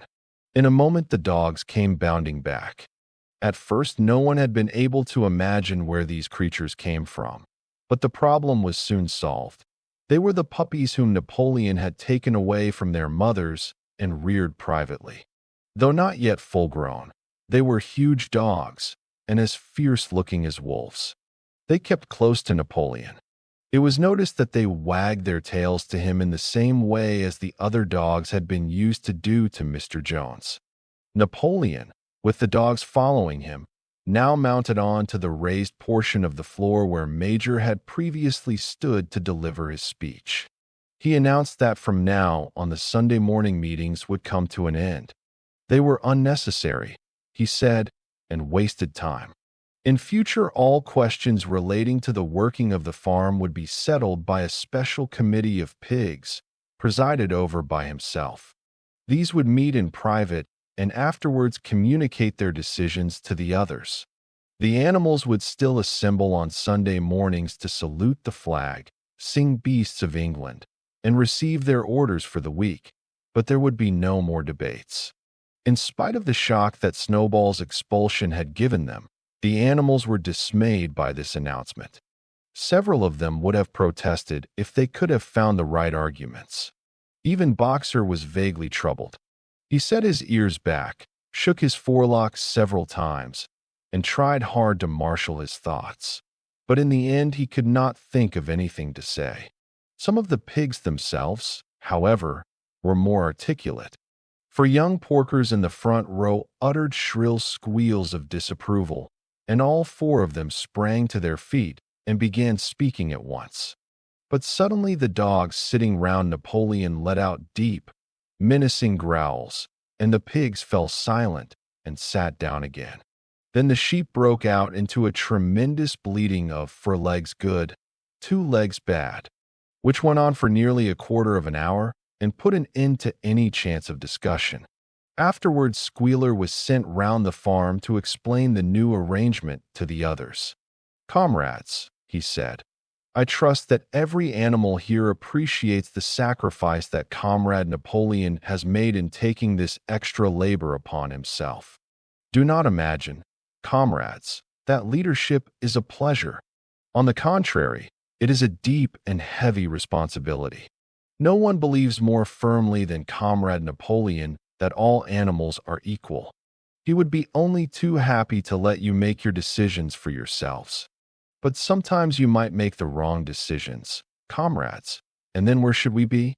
Suppose you had decided to follow Snowball, with his moonshine of windmills, Snowball, who, as we now know, was no better than a criminal. He fought bravely at the Battle of the Cowshed, said somebody. Bravery is not enough, said Squealer. Loyalty and obedience are more important. And as to the Battle of the Cowshed, I believe the time will come when we shall find that Snowball's part in it was much exaggerated. Discipline, comrades, iron discipline. That is the watchword for today. One false step, and our enemies would be upon us. Surely, comrades, you do not want Jones back." Once again, this argument was unanswerable. Certainly the animals did not want Jones back. If the holding of debates on Sunday mornings was liable to bring him back, then the debates must stop. Boxer, who had now had time to think things over, voiced the general feeling by saying, "If Comrade Napoleon says it, it must be right." And from then on he adopted the maxim, "Napoleon is always right," in addition to his private motto of, "I will work harder." By this time the weather had broken and the spring plowing had begun. The shed where Snowball had drawn his plans of the windmill had been shut up, and it was assumed that the plans had been rubbed off the floor. Every Sunday morning at 10 o'clock the animals assembled in the big barn to receive their orders for the week. The skull of old Major, now clean of flesh, had been disinterred from the orchard and set up on a stump at the foot of the flagstaff, beside the gun. After the hoisting of the flag, the animals were required to file past the skull in a reverent manner before entering the barn. Nowadays they did not sit all together as they had done in the past. Napoleon, with Squealer and another pig named Minimus, who had a remarkable gift for composing songs and poems, sat on the front of the raised platform, with the 9 young dogs forming a semicircle round them, and the other pigs sitting behind. The rest of the animals sat facing them in the main body of the barn. Napoleon read out the orders for the week in a gruff, soldierly style, and after a single singing of Beasts of England, all the animals dispersed. On the 3rd Sunday after Snowball's expulsion, the animals were somewhat surprised to hear Napoleon announce that the windmill was to be built after all. He did not give any reason for having changed his mind, but merely warned the animals that this extra task would mean very hard work. It might even be necessary to reduce their rations. The plans, however, had all been prepared, down to the last detail. A special committee of pigs had been at work upon them for the past 3 weeks. The building of the windmill, with various other improvements, was expected to take 2 years. That evening Squealer explained privately to the other animals that Napoleon had never in reality been opposed to the windmill. On the contrary, it was he who had advocated it in the beginning, and the plan which Snowball had drawn on the floor of the incubator shed had actually been stolen from among Napoleon's papers. The windmill was, in fact, Napoleon's own creation. Why, then, asked somebody, had he spoken so strongly against it? Here Squealer looked very sly. That, he said, was Comrade Napoleon's cunning. He had seemed to oppose the windmill, simply as a maneuver to get rid of Snowball, who was a dangerous character and a bad influence. Now that Snowball was out of the way, the plan could go forward without his interference. This, said Squealer, was something called tactics. He repeated a number of times, "Tactics, comrades, tactics," skipping round and whisking his tail with a merry laugh. The animals were not certain what the word meant, but Squealer spoke so persuasively, and the 3 dogs who happened to be with him growled so threateningly, that they accepted his explanation without further questions. Chapter 6. All that year the animals worked like slaves. But they were happy in their work. They grudged no effort or sacrifice, well aware that everything that they did was for the benefit of themselves and those of their kind who would come after them, and not for a pack of idle, thieving human beings. Throughout the spring and summer they worked a 60-hour week, and in August Napoleon announced that there would be work on Sunday afternoons as well. This work was strictly voluntary, but any animal who absented himself from it would have his rations reduced by half. Even so, it was found necessary to leave certain tasks undone. The harvest was a little less successful than in the previous year, and 2 fields which should have been sown with roots in the early summer were not sown, because the plowing had not been completed early enough. It was possible to foresee that the coming winter would be a hard one. The windmill presented unexpected difficulties. There was a good quarry of limestone on the farm, and plenty of sand and cement had been found in one of the outhouses, so that all the materials for building were at hand. But the problem the animals could not at first solve was how to break up the stone into pieces of suitable size. There seemed no way of doing this except with picks and crowbars, which no animal could use, because no animal could stand on his hind legs. Only after weeks of vain effort did the right idea occur to somebody, namely, to utilize the force of gravity. Huge boulders, far too big to be used as they were lying all over the bed of the quarry. The animals lashed ropes round these, and then all together, cows, horses, sheep, any animal that could lay hold of the rope. Even the pigs sometimes joined in at critical moments. They dragged them with desperate slowness up the slope to the top of the quarry, where they were toppled over the edge to shatter to pieces below. Transporting the stone when it was once broken was comparatively simple. The horses carried it off in cartloads. The sheep dragged single blocks. Even Muriel and Benjamin yoked themselves into an old governess cart and did their share. By late summer, a sufficient store of stone had accumulated, and then the building began, under the superintendence of the pigs. But it was a slow, laborious process. Frequently, it took a whole day of exhausting effort to drag a single boulder to the top of the quarry, and sometimes when it was pushed over the edge it failed to break. Nothing could have been achieved without Boxer, whose strength seemed equal to that of all the rest of the animals put together. When the boulder began to slip and the animals cried out in despair at finding themselves dragged down the hill, it was always Boxer who strained himself against the rope and brought the boulder to a stop. To see him toiling up the slope inch by inch, his breath coming fast, the tips of his hoofs clawing at the ground, and his great sides matted with sweat, filled everyone with admiration. Clover warned him sometimes to be careful not to overstrain himself, but Boxer would never listen to her. His two slogans, "I will work harder" and "Napoleon is always right," seemed to him a sufficient answer to all problems. He had made arrangements with the cockerel to call him 3/4 of an hour earlier in the mornings instead of half an hour. And in his spare moments, of which there were not many nowadays, he would go alone to the quarry, collect a load of broken stone, and drag it down to the site of the windmill unassisted. The animals were not badly off throughout that summer, in spite of the hardness of their work. If they had no more food than they had had in Jones's day, at least they did not have less. The advantage of only having to feed themselves and not having to support 5 extravagant human beings as well was so great that it would have taken a lot of failures to outweigh it. And in many ways, the animal method of doing things was more efficient and saved labor. Such jobs as weeding, for instance, could be done with a thoroughness impossible to human beings.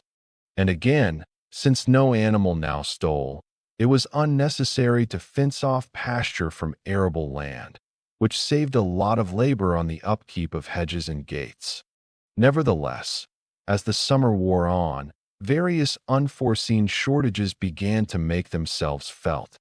There was need of paraffin oil, nails, string, dog biscuits, and iron for the horses' shoes, none of which could be produced on the farm. Later there would also be need for seeds and artificial manures, besides various tools, and, finally, the machinery for the windmill. How these were to be procured, no one was able to imagine. One Sunday morning, when the animals assembled to receive their orders, Napoleon announced that he had decided upon a new policy. From now onwards, Animal Farm would engage in trade with the neighboring farms, not, of course, for any commercial purpose, but simply in order to obtain certain materials which were urgently necessary. The needs of the windmill must override everything else, he said.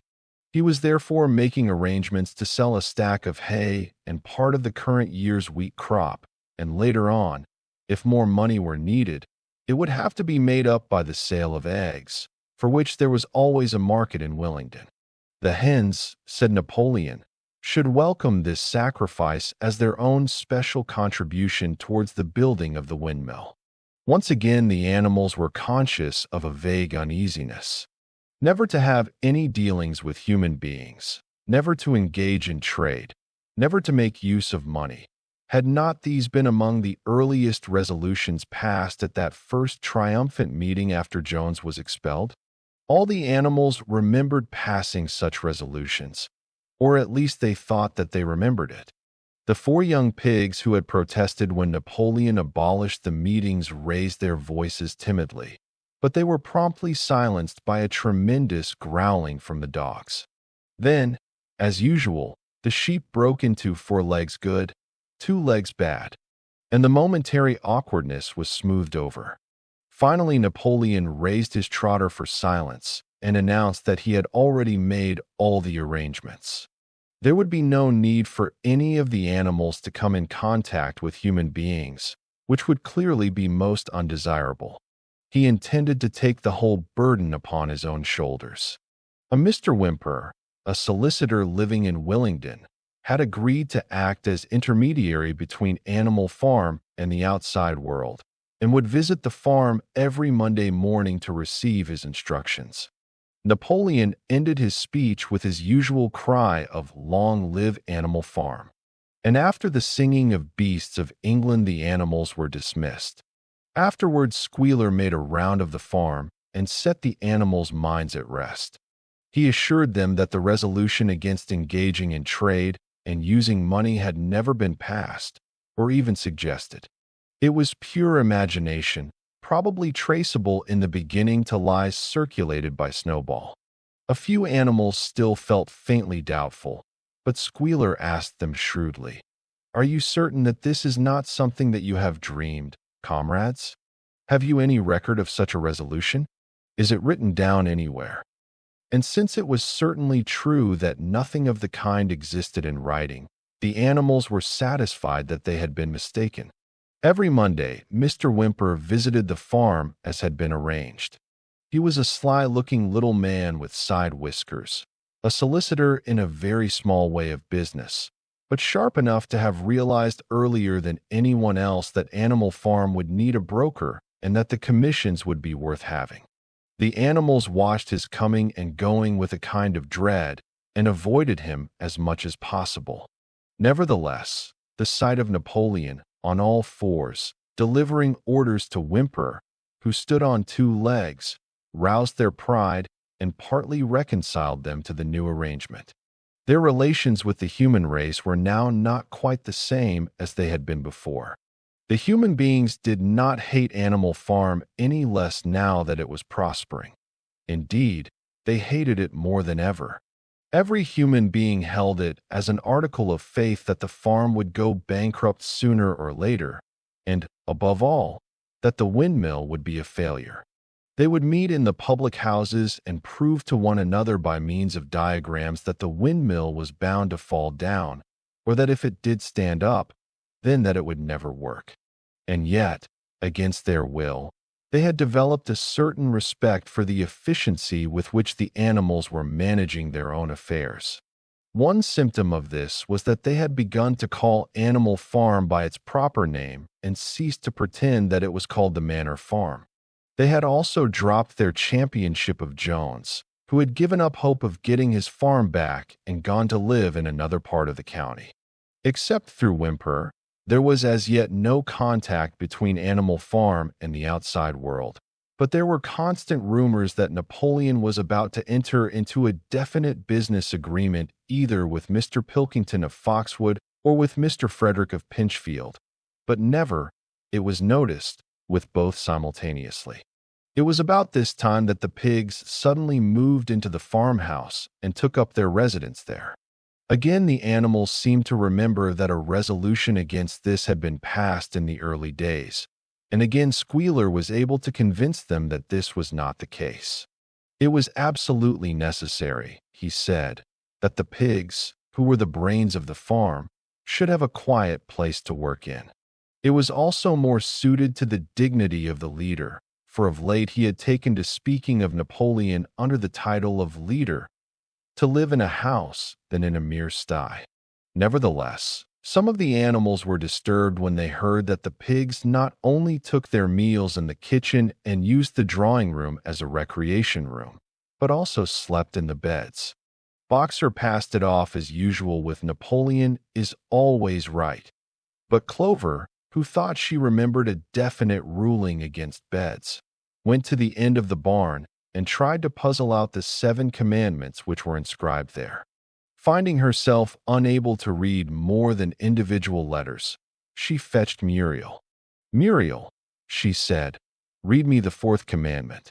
Does it not say something about never sleeping in a bed?" With some difficulty, Muriel spelled it out.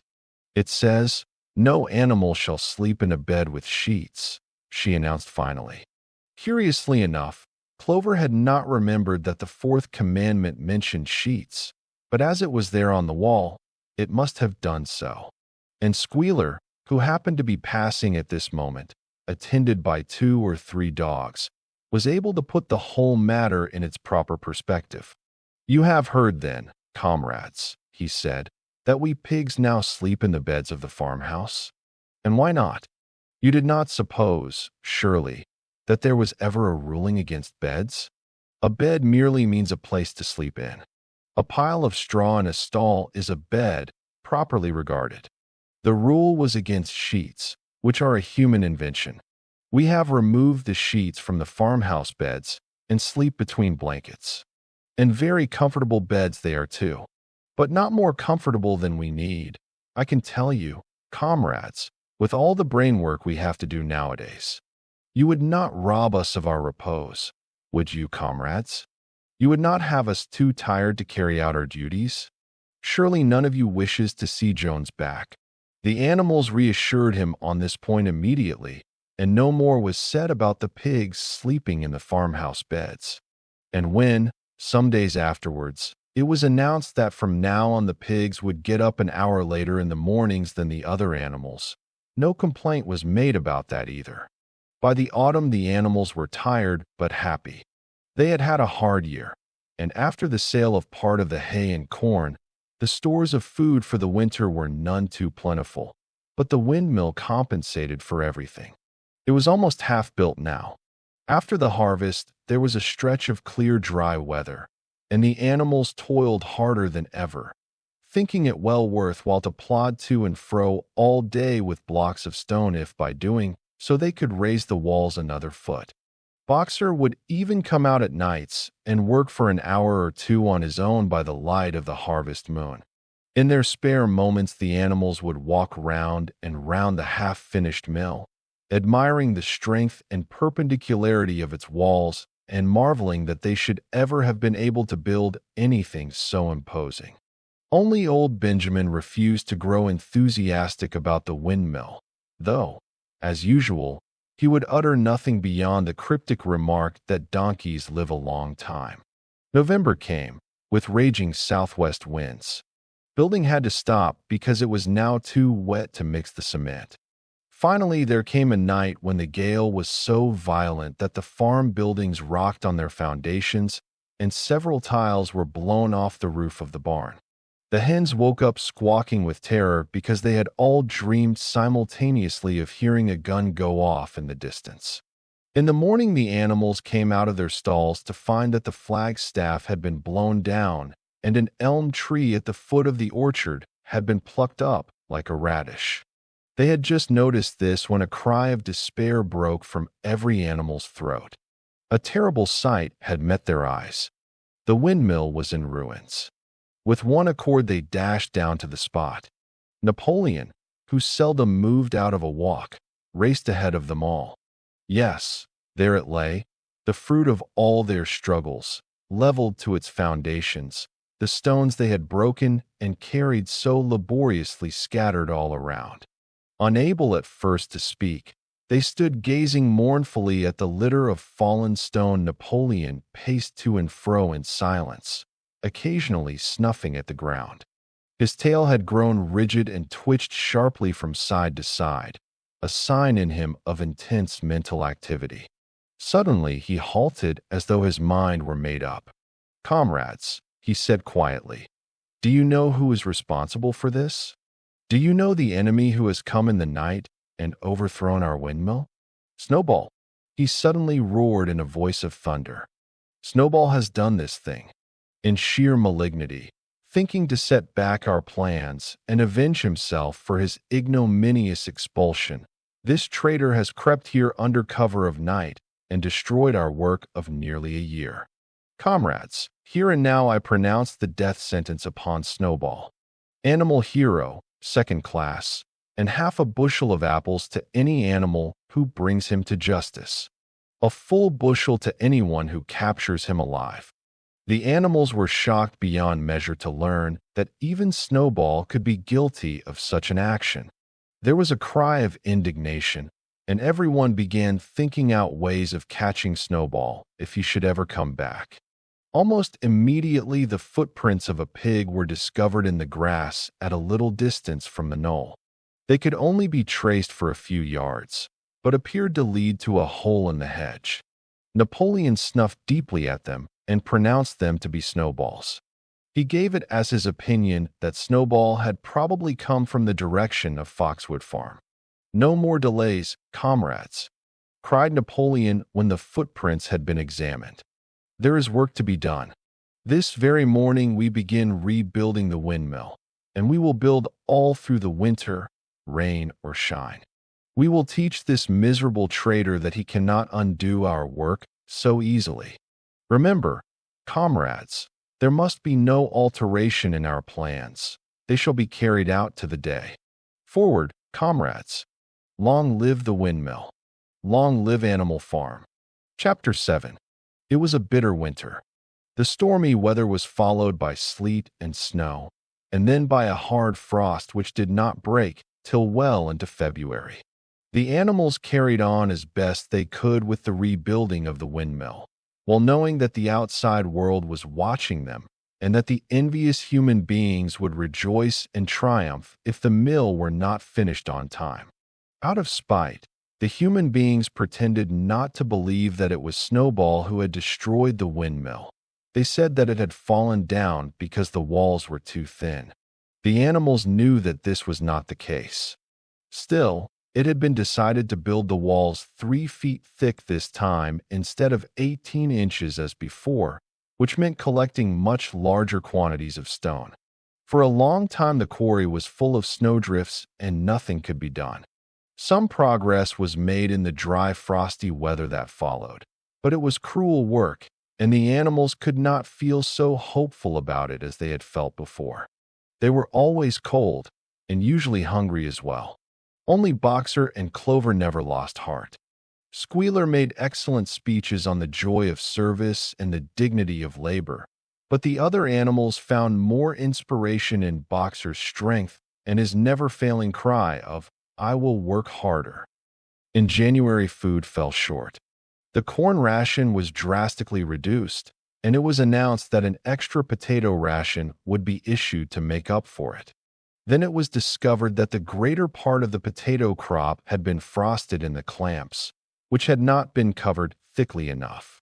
The potatoes had become soft and discolored, and only a few were edible. 4 days at a time the animals had nothing to eat but chaff and mangles. Starvation seemed to stare them in the face.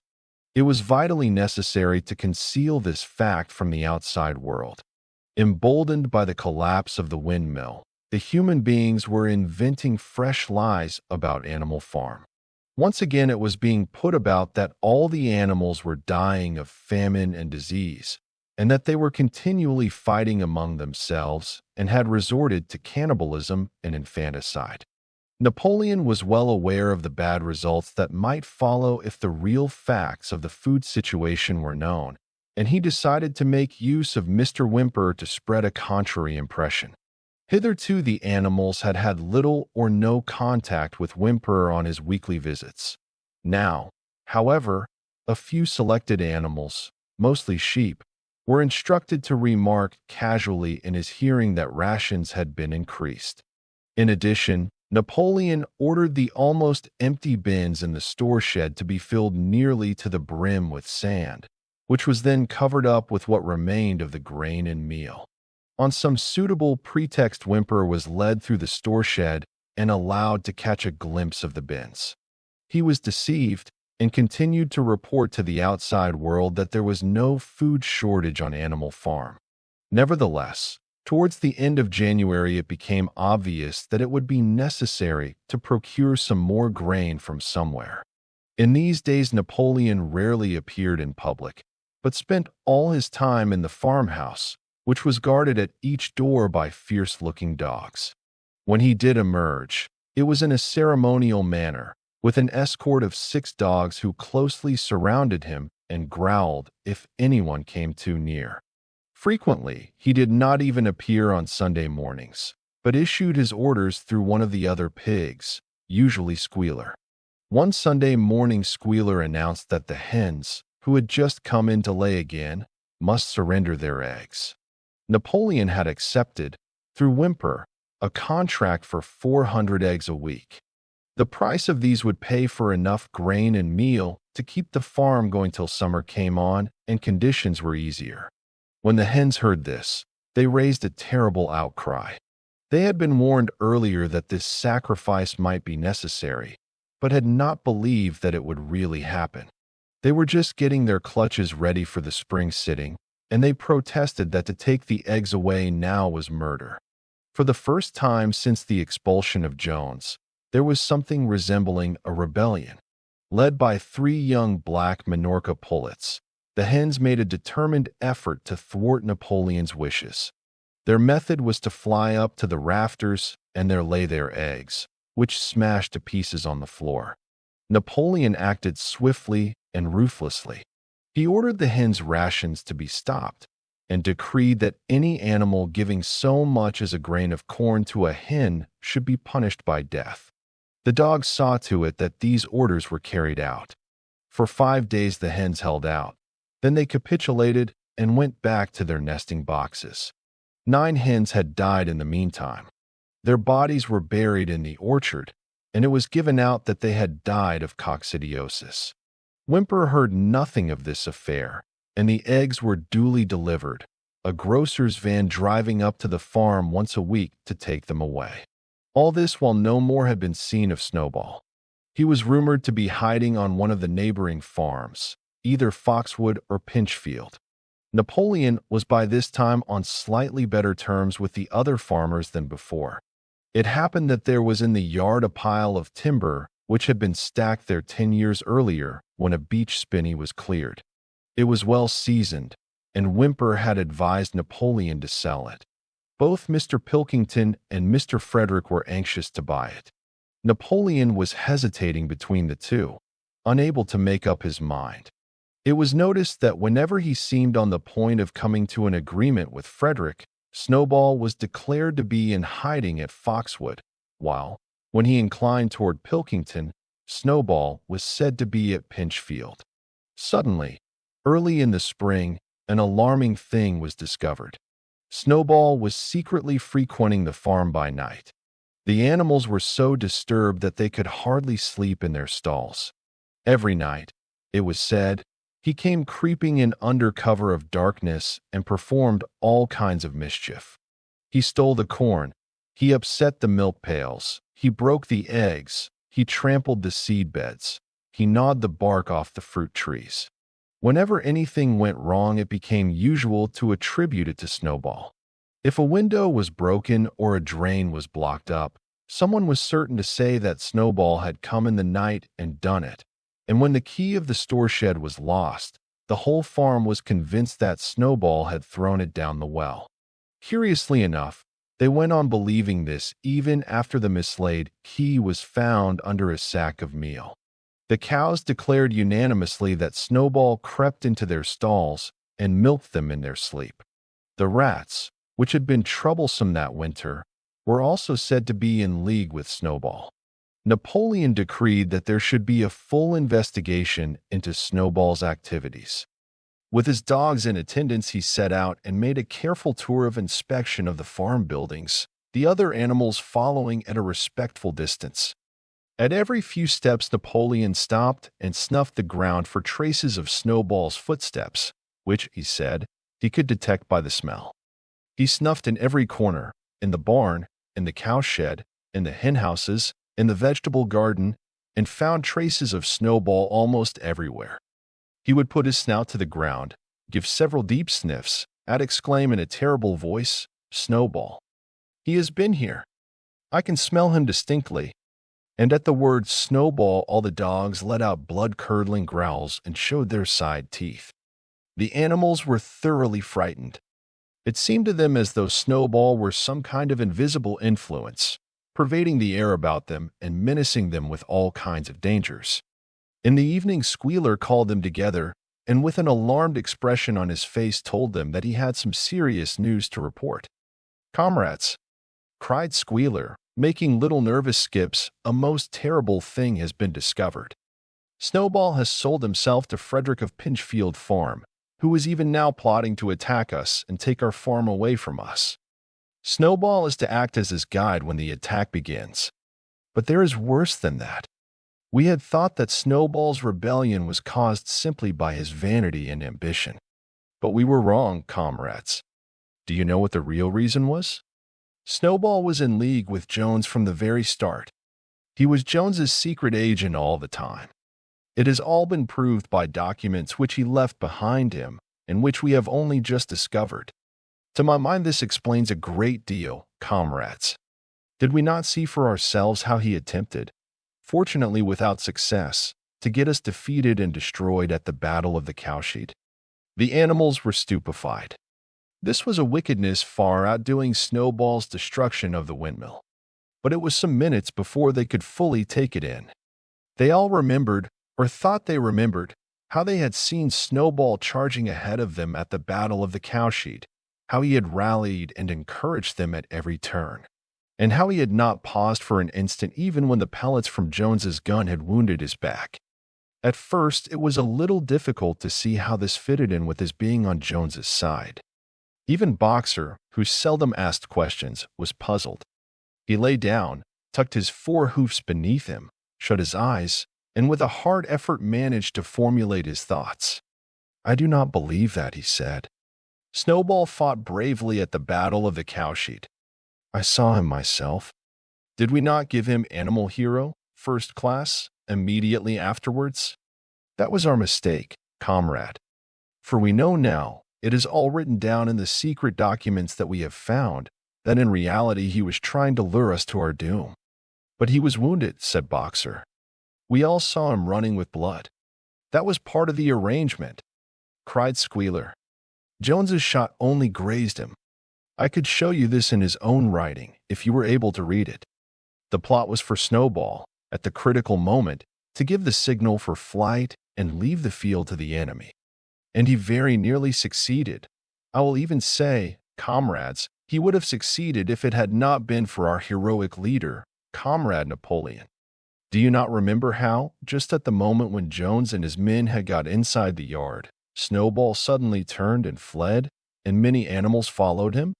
And do you not remember, too, that it was just at that moment, when panic was spreading and all seemed lost, that Comrade Napoleon sprang forward with a cry of death to humanity and sank his teeth in Jones's leg? Surely you remember that, comrades," exclaimed Squealer, frisking from side to side. Now when Squealer described the scene so graphically, it seemed to the animals that they did remember it. At any rate, they remembered that at the critical moment of the battle Snowball had turned to flee. But Boxer was still a little uneasy.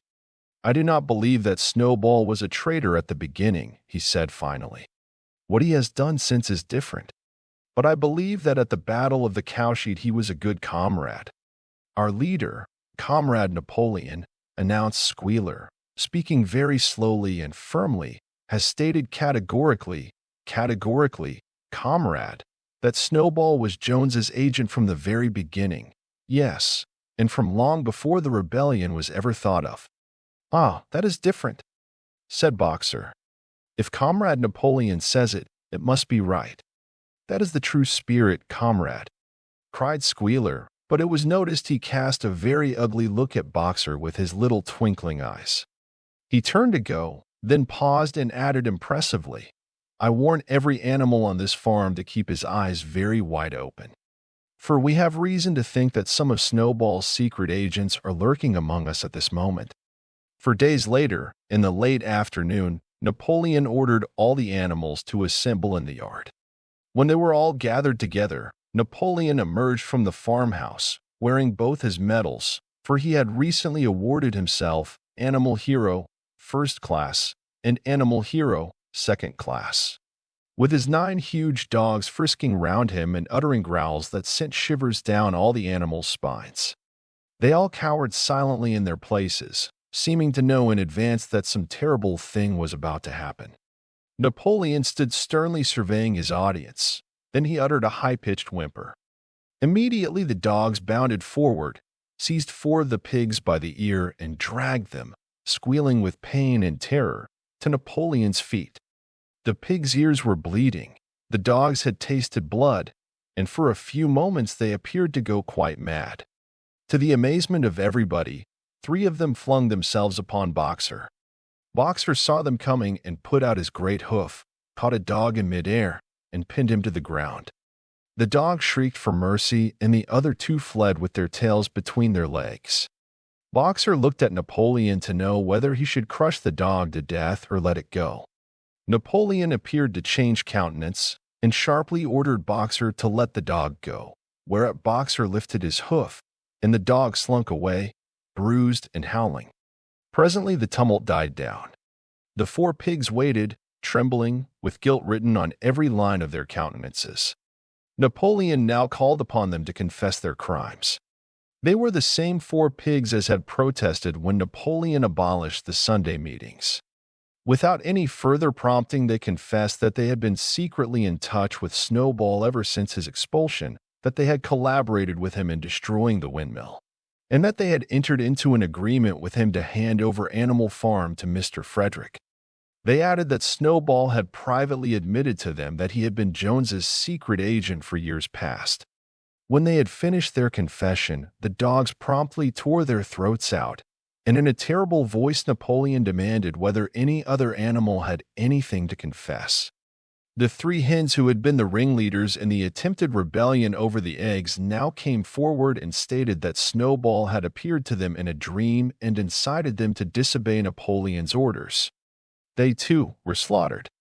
Then a goose came forward and confessed to having secreted 6 ears of corn during the last year's harvest and eaten them in the night. Then a sheep confessed to having urinated in the drinking pool, urged to do this, so she said, by Snowball, and 2 other sheep confessed to having murdered an old ram, an especially devoted follower of Napoleon, by chasing him round and round a bonfire when he was suffering from a cough. They were all slain on the spot. And so the tale of confessions and executions went on, until there was a pile of corpses lying before Napoleon's feet, and the air was heavy with the smell of blood, which had been unknown there since the expulsion of Jones. When it was all over, the remaining animals, except for the pigs and dogs, crept away in a body. They were shaken and miserable. They did not know which was more shocking, the treachery of the animals who had leagued themselves with Snowball, or the cruel retribution they had just witnessed. In the old days there had often been scenes of bloodshed equally terrible, but it seemed to all of them that it was far worse now that it was happening among themselves. Since Jones had left the farm, until today, no animal had killed another animal. Not even a rat had been killed. They had made their way onto the little knoll where the half-finished windmill stood, and with one accord they all laid down as though huddling together for warmth. Clover, Muriel, Benjamin, the cows, the sheep, and a whole flock of geese and hens, everyone, indeed, except the cat, who had suddenly disappeared just before Napoleon ordered the animals to assemble. For some time nobody spoke. Only Boxer remained on his feet. He fidgeted to and fro, swishing his long black tail against his sides and occasionally uttering a little whinny of surprise. Finally he said, "I do not understand it. I would not have believed that such things could happen on our farm. It must be due to some fault in ourselves. The solution, as I see it, is to work harder. From now onwards I shall get up a full hour earlier in the mornings." And he moved off at his lumbering trot and made for the quarry. Having got there, he collected 2 successive loads of stone and dragged them down to the windmill before retiring for the night. The animals huddled about Clover, not speaking. The knoll where they were lying gave them a wide prospect across the countryside. Most of Animal Farm was within their view, the long pasture stretching down to the main road, the hayfield, the spinney, the drinking pool, the plowed fields where the young wheat was thick and green, and the red roofs of the farm buildings with the smoke curling from the chimneys.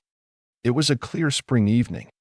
The grass and the bursting hedges were gilded by the level rays of the sun. Never had the farm, and with a kind of surprise they remembered that it was their own farm, every inch of it their own property, appeared to the animals so desirable a place. As Clover looked down the hillside, her eyes filled with tears.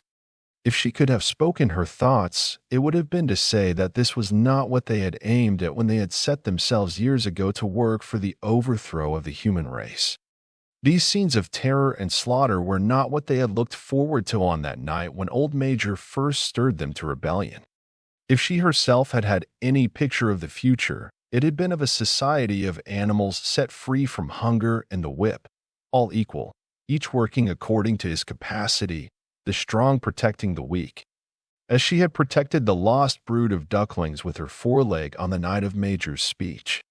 Instead, she did not know why, they had come to a time when no one dared speak his mind, when fierce, growling dogs roamed everywhere, and when you had to watch your comrades torn to pieces after confessing to shocking crimes. There was no thought of rebellion or disobedience in her mind. She knew that, even as things were, they were far better off than they had been in the days of Jones, and that before all else it was needful to prevent the return of the human beings. Whatever happened, she would remain faithful, work hard, carry out the orders that were given to her, and accept the leadership of Napoleon. But still, it was not for this that she and all the other animals had hoped and toiled. It was not for this that they had built the windmill and faced the bullets of Jones's gun. Such were her thoughts, though she lacked the words to express them. At last, feeling this to be in some way a substitute for the words she was unable to find, she began to sing Beast of England. The other animals sitting round her took it up, and they sang it 3 times over, very tunefully, but slowly and mournfully, in a way they had never sung it before. They had just finished singing it for the 3rd time when Squealer, attended by 2 dogs, approached them with the air of having something important to say. He announced that, by a special decree of Comrade Napoleon, Beasts of England had been abolished. From now onwards it was forbidden to sing it. The animals were taken aback. "Why?" cried Muriel. "It's no longer needed, comrade," said Squealer stiffly. Beasts of England was the song of the rebellion. But the rebellion is now completed. The execution of the traitors this afternoon was the final act. The enemy, both external and internal, has been defeated. In Beasts of England, we expressed our longing for a better society in days to come. But that society has now been established. Clearly, this song has no longer any purpose. Frightened though they were, some of the animals might possibly have protested, but at this moment the sheep set up their usual bleating of 4 legs good, 2 legs bad, which went on for several minutes and put an end to the discussion. So Beasts of England was heard no more.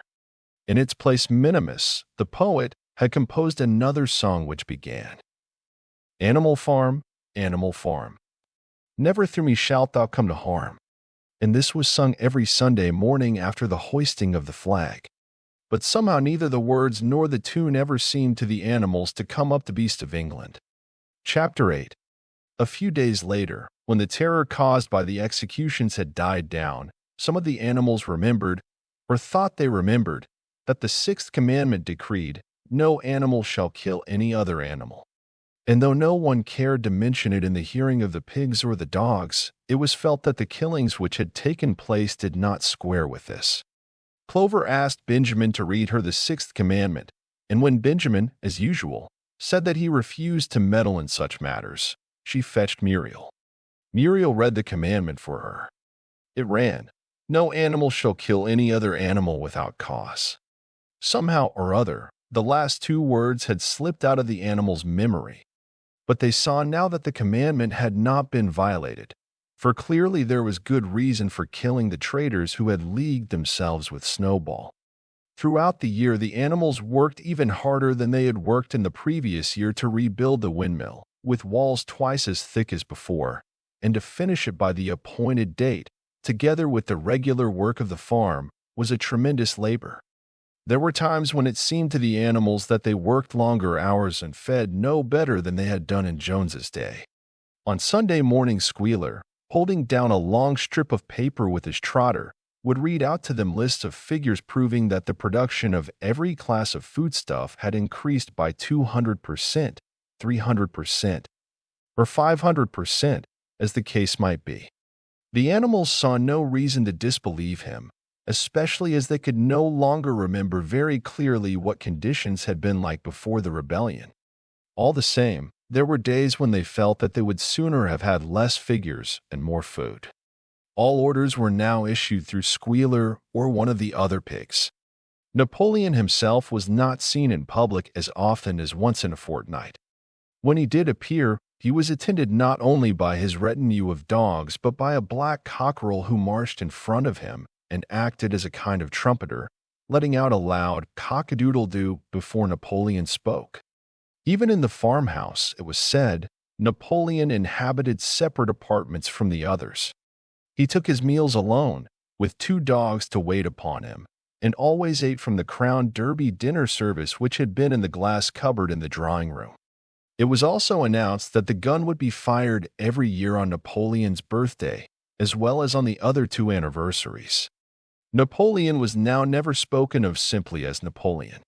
He was always referred to in formal style as our leader, Comrade Napoleon, and the pigs liked to invent for him such titles as Father of all animals, Terror of mankind, Protector of the sheepfold, Duckling's friend, and the like. In his speeches, Squealer would talk with the tears rolling down his cheeks of Napoleon's wisdom, the goodness of his heart, and the deep love he bore to all animals everywhere, even and especially the unhappy animals who still lived in ignorance and slavery on other farms. It had become usual to give Napoleon the credit for every successful achievement and every stroke of good fortune. You would often hear one hen remark to another, under the guidance of our leader, Comrade Napoleon, I have laid 5 eggs in 6 days, or 2 cows, enjoying a drink at the pool, would exclaim, thanks to the leadership of Comrade Napoleon. How excellent this water tastes! The general feeling on the farm was well expressed in a poem entitled Comrade Napoleon, which was composed by Minimus and which ran as follows. Friend of fatherless, fountain of happiness, lord of the swill bucket, oh, how my soul is on fire when I gaze at thy calm and commanding eye, like the sun in the sky. Comrade Napoleon, thou art the giver of all that thy creatures love. Full belly twice a day, clean straw to roll upon. Every beast great or small sleeps at peace in his stall. Thou watchest over all. Comrade Napoleon, had I a sucking pig, ere he had grown as big, even as a pint bottle or as a rolling pin, he should have learned to be faithful and true to thee. Yes, his first squeak should be, Comrade Napoleon. Napoleon approved of this poem and caused it to be inscribed on the wall of the big barn, at the opposite end from the 7 Commandments. It was surmounted by a portrait of Napoleon, in profile, executed by Squealer in white paint. Meanwhile, through the agency of Whymper, Napoleon was engaged in complicated negotiations with Frederick and Pilkington. The pile of timber was still unsold. Of the 2, Frederick was the more anxious to get hold of it, but he would not offer a reasonable price.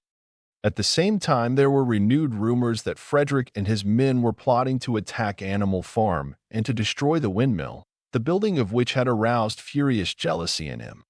Snowball was known to be still skulking on Pinchfield Farm.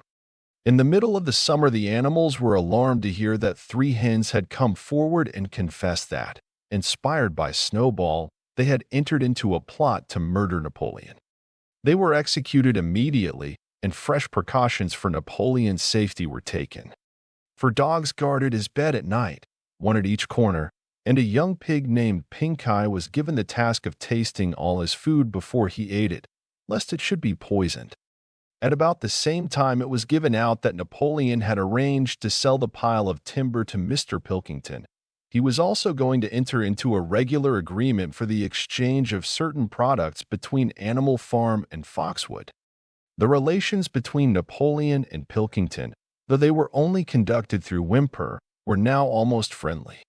The animals distrusted Pilkington as a human being, but greatly preferred him to Frederick, whom they both feared and hated. As the summer wore on, and the windmill neared completion, the rumors of an impending treacherous attack grew stronger and stronger. Frederick, it was said, intended to bring against them 20 men all armed with guns, and he had already bribed the magistrates and police, so that if he could once get hold of the title deeds of Animal Farm, they would ask no questions. Moreover, terrible stories were leaking out from Pinchfield about the cruelties that Frederick practiced upon his animals.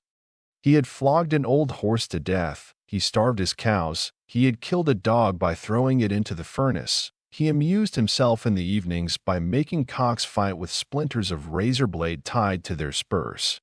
The animals' blood boiled with rage when they heard of these things being done to their comrades, and sometimes they clamored to be allowed to go out in a body and attack Pinchfield Farm, drive out the humans, and set the animals free. But Squealer counseled them to avoid rash actions and trust in Comrade Napoleon's strategy. Nevertheless, feeling against Frederick continued to run high. One Sunday morning, Napoleon appeared in the barn and explained that he had never at any time contemplated selling the pile of timber to Frederick. He considered it beneath his dignity, he said, to have dealings with scoundrels of that description. The pigeons who were still sent out to spread tidings of the rebellion were forbidden to set foot anywhere on Foxwood, and were also ordered to drop their former slogan of death to humanity in favor of death to Frederick. In the late summer, yet another of Snowball's machinations was laid bare. The wheat crop was full of weeds, and it was discovered that on one of his nocturnal visits Snowball had mixed wheat seeds with the seed corn. A gander who had been privy to the plot had confessed his guilt to Squealer and immediately committed suicide by swallowing deadly nightshade berries. The animals now also learned that Snowball had never, as many of them had believed hitherto, received the order of Animal Hero, First Class. This was merely a legend which had been spread some time after the Battle of the Cowshed by Snowball himself. So far from being decorated, he had been censured for showing cowardice in the battle. Once again, some of the animals heard this with a certain bewilderment, but Squealer was soon able to convince them that their memories had been at fault. In the autumn, by a tremendous, exhausting effort, for the harvest had to be gathered at almost the same time, the windmill was finished. The machinery had still to be installed, and Whymper was negotiating the purchase of it, but the structure was completed. In the teeth of every difficulty, in spite of inexperience, of primitive implements, of bad luck, and of Snowball's treachery, the work had been finished punctually to the very day. Tired out but proud, the animals walked round and round their masterpiece, which appeared even more beautiful in their eyes than when it had been built the first time. Moreover, the walls were twice as thick as before. Nothing short of explosives would lay them low this time. And when they thought of how they had labored, what discouragements they had overcome, and the enormous difference that would be made in their lives when the sails were turning and the dynamos running, when they thought of all this, their tiredness forsook them, and they gamboled round and round the windmill, uttering cries of triumph. Napoleon himself, attended by his dogs and his cockerel, came down to inspect the completed work. He personally congratulated the animals on their achievement and announced that the mill would be named Napoleon Mill. 2 days later, the animals were called together for a special meeting in the barn. They were struck dumb with surprise when Napoleon announced that he had sold the pile of timber to Frederick. Tomorrow, Frederick's wagons would arrive and begin carting it away. Throughout the whole period of his seeming friendship with Pilkington, Napoleon had really been in secret agreement with Frederick. All relations with Foxwood had been broken off. Insulting messages had been sent to Pilkington. The pigeons had been told to avoid Pinchfield Farm and to alter their slogan from death to Frederick to death to Pilkington. At the same time, Napoleon assured the animals that the stories of an impending attack on Animal Farm were completely untrue, and that the tales about Frederick's cruelty to his own animals had been greatly exaggerated. All these rumors had probably originated with Snowball and his agents. It now appeared that Snowball was not, after all, hiding on Pinchfield Farm, and in fact had never been there in his life. He was living, in considerable luxury, so it was said, at Foxwood, and had in reality been a pensioner of Pilkington for years past. The pigs were in ecstasies over Napoleon's cunning. By seeming to be friendly with Pilkington, he had forced Frederick to raise his price by £12. But the superior quality of Napoleon's mind, said Squealer, was shown in the fact that he trusted nobody, not even Frederick. Frederick had wanted to pay for the timber with something called a check, which, it seemed, was a piece of paper with a promise to pay written upon it. But Napoleon was too clever for him. He had demanded payment in real £5 notes, which were to be handed over before the timber was removed. Already Frederick had paid up, and the sum he had paid was just enough to buy the machinery for the windmill. Meanwhile, the timber was being carted away at high speed. When it was all gone, another special meeting was held in the barn for the animals to inspect Frederick's banknotes. Smiling beatifically, and wearing both his decorations, Napoleon reposed on a bed of straw on the platform, with the money at his side, neatly piled on a china dish from the farmhouse kitchen.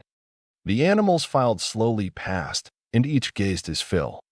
And Boxer put out his nose to sniff at the banknotes, and the flimsy white things stirred and rustled in his breath. 3 days later there was a terrible hullabaloo. Whymper, his face deadly pale, came racing up the path on his bicycle, flung it down in the yard, and rushed straight into the farmhouse. The next moment a choking roar of rage sounded from Napoleon's apartments. The news of what had happened sped round the farm like wildfire. The banknotes were forgeries. Frederick had got the timber for nothing. Napoleon called the animals together immediately and in a terrible voice pronounced the death sentence upon Frederick. When captured, he said, Frederick should be boiled alive. At the same time, he warned them that after this treacherous deed the worst was to be expected. Frederick and his men might make their long-expected attack at any moment. Sentinels were placed at all the approaches to the farm. In addition, fur pigeons were sent to Foxwood with a conciliatory message, which it was hoped might re-establish good relations with Pilkington. The very next morning the attack came. The animals were at breakfast when the lookouts came racing in with the news that Frederick and his followers had already come through the 5-barred gate. Boldly enough the animals sallied forth to meet them, but this time they did not have the easy victory that they had had in the Battle of the Cowshed. There were 15 men, with half a dozen guns between them, and they opened fire as soon as they got within 50 yards. The animals could not face the terrible explosions and the stinging pellets, and in spite of the efforts of Napoleon and Boxer to rally them, they were soon driven back. A number of them were already wounded. They took refuge in the farm buildings and peeped cautiously out from chinks and knotholes. The whole of the big pasture, including the windmill, was in the hands of the enemy. For the moment even Napoleon seemed at a loss. He paced up and down without a word, his tail rigid and twitching. Wistful glances were sent in the direction of Foxwood. If Pilkington and his men would help them, the day might yet be won. But at this moment the 4 pigeons, who had been sent out on the day before, returned, one of them bearing a scrap of paper from Pilkington. On it was penciled the words, "Serves you right." Meanwhile Frederick and his men had halted about the windmill. The animals watched them, and a murmur of dismay went round. 2 of the men had produced a crowbar and a sledgehammer. They were going to knock the windmill down. "Impossible!" cried Napoleon. "We have built the walls far too thick for that. They could not knock it down in a week. Courage, comrades!" But Benjamin was watching the movements of the men intently. The 2 with the hammer and the crowbar were drilling a hole near the base of the windmill. Slowly, and with an air almost of amusement, Benjamin nodded his long muzzle. "I thought so," he said. "Do you not see what they are doing? In another moment, they are going to pack blasting powder into that hole. Terrified, the animals waited. It was impossible now to venture out of the shelter of the buildings. After a few minutes, the men were seen to be running in all directions. Then there was a deafening roar. The pigeons swirled into the air, and all the animals, except Napoleon, flung themselves flat on their bellies and hid their faces. When they got up again, a huge cloud of black smoke was hanging where the windmill had been. Slowly the breeze drifted it away. The windmill had ceased to exist. At this sight, the animals' courage returned to them. The fear and despair they had felt a moment earlier were drowned in their rage against this vile, contemptible act. A mighty cry for vengeance went up, and without waiting for further orders, they charged forth in a body and made straight for the enemy. This time they did not heed the cruel pellets that swept over them like hail. It was a savage, bitter battle. The men fired again and again, and, when the animals got to close quarters, lashed out with their sticks and their heavy boots. A cow, 3 sheep, and 2 geese were killed, and nearly everyone was wounded. Even Napoleon, who was directing operations from the rear, had the tip of his tail chipped by a pellet. But the men did not go unscathed either. 3 of them had their heads broken by blows from boxers' hoofs. Another was gored in the belly by a cow's horn. Another had his trousers nearly torn off by Jesse and Bluebell. And when the 9 dogs of Napoleon's own bodyguard, whom he had instructed to make a detour under cover of the hedge, suddenly appeared on the men's flank, baying ferociously, panic overtook them. They saw that they were in danger of being surrounded. Frederick shouted to his men to get out while the going was good, and the next moment the cowardly enemy was running for dear life. The animals chased them right down to the bottom of the field and got in some last kicks at them as they forced their way through the thorn hedge. They had won, but they were weary and bleeding. Slowly they began to limp back towards the farm. The sight of their dead comrades stretched upon the grass moved some of them to tears. And for a little while they halted in sorrowful silence at the place where the windmill had once stood. Yes, it was gone. Almost the last trace of their labor was gone. Even the foundations were partially destroyed. And in rebuilding it, they could not this time, as before, make use of the fallen stones. This time the stones had vanished too. The force of the explosion had flung them to distances of hundreds of yards. It was as though the windmill had never been. As they approached the farm, Squealer, who had unaccountably been absent during the fighting, came skipping towards them, whisking his tail and beaming with satisfaction. And the animals heard, from the direction of the farm buildings, the solemn booming of a gun. "What is that gun firing for?" said Boxer. "To celebrate our victory," cried Squealer. "What victory?" said Boxer. His knees were bleeding, he had lost a shoe and split his hoof, and a dozen pellets had lodged themselves in his hind leg. "What victory, comrade? Have we not driven the enemy off our soil, the sacred soil of Animal Farm? But they have destroyed the windmill, and we had worked on it for 2 years. What matter? We will build another windmill. We will build 6 windmills if we feel like it. You do not appreciate, comrade, the mighty thing that we have done. The enemy was in occupation of this very ground that we stand upon. And now, thanks to the leadership of Comrade Napoleon, we have won every inch of it back again. Then we have won back what we had before," said Boxer. "That is our victory," said Squealer. They limped into the yard. The pellets under the skin of Boxer's leg smarted painfully. He saw ahead of him the heavy labor of rebuilding the windmill from the foundations, and already in imagination he braced himself for the task. But for the first time it occurred to him that he was 11 years old and that perhaps his great muscles were not quite what they had once been. But when the animals saw the green flag flying and heard the gun firing again, 7 times it was fired in all, and heard the speech that Napoleon made, congratulating them on their conduct, it did seem to them after all that they had won a great victory. The animals slain in the battle were given a solemn funeral. Boxer and Clover pulled the wagon which served as a hearse, and Napoleon himself walked at the head of the procession. 2 whole days were given over to celebrations. There were songs, speeches, and more firing of the gun, and a special gift of an apple was bestowed on every animal, with 2 ounces of corn for each bird and 3 biscuits for each dog. It was announced that the battle would be called the Battle of the Windmill, and that Napoleon had created a new decoration, the Order of the Green Banner, which he had conferred upon himself. In the general rejoicings, the unfortunate affair of the banknotes was forgotten. It was a few days later than this that the pigs came upon a case of whiskey in the cellars of the farmhouse. It had been overlooked at the time when the house was first occupied. That night there came from the farmhouse the sound of loud singing, in which, to everyone's surprise, the strains of Beasts of England were mixed up. At about 9:30, Napoleon, wearing an old bowler hat of Mr. Jones's, was distinctly seen to emerge from the back door, gallop rapidly round the yard, and disappear indoors again. But in the morning a deep silence hung over the farmhouse. Not a pig appeared to be stirring. It was nearly 9 o'clock when Squealer made his appearance, walking slowly and dejectedly, his eyes dull, his tail hanging limply behind him, and with every appearance of being seriously ill.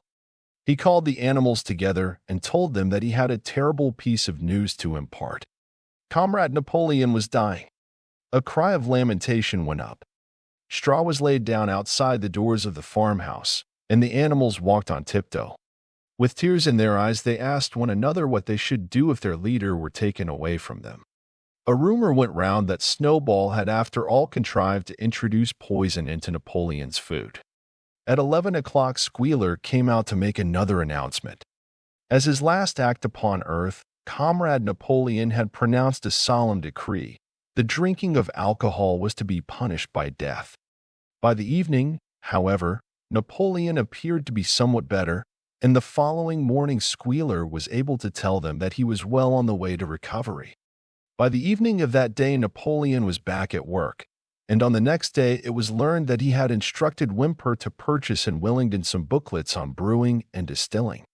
A week later, Napoleon gave orders that the small paddock beyond the orchard, which it had previously been intended to set aside as a grazing ground for animals who were past work, was to be plowed up.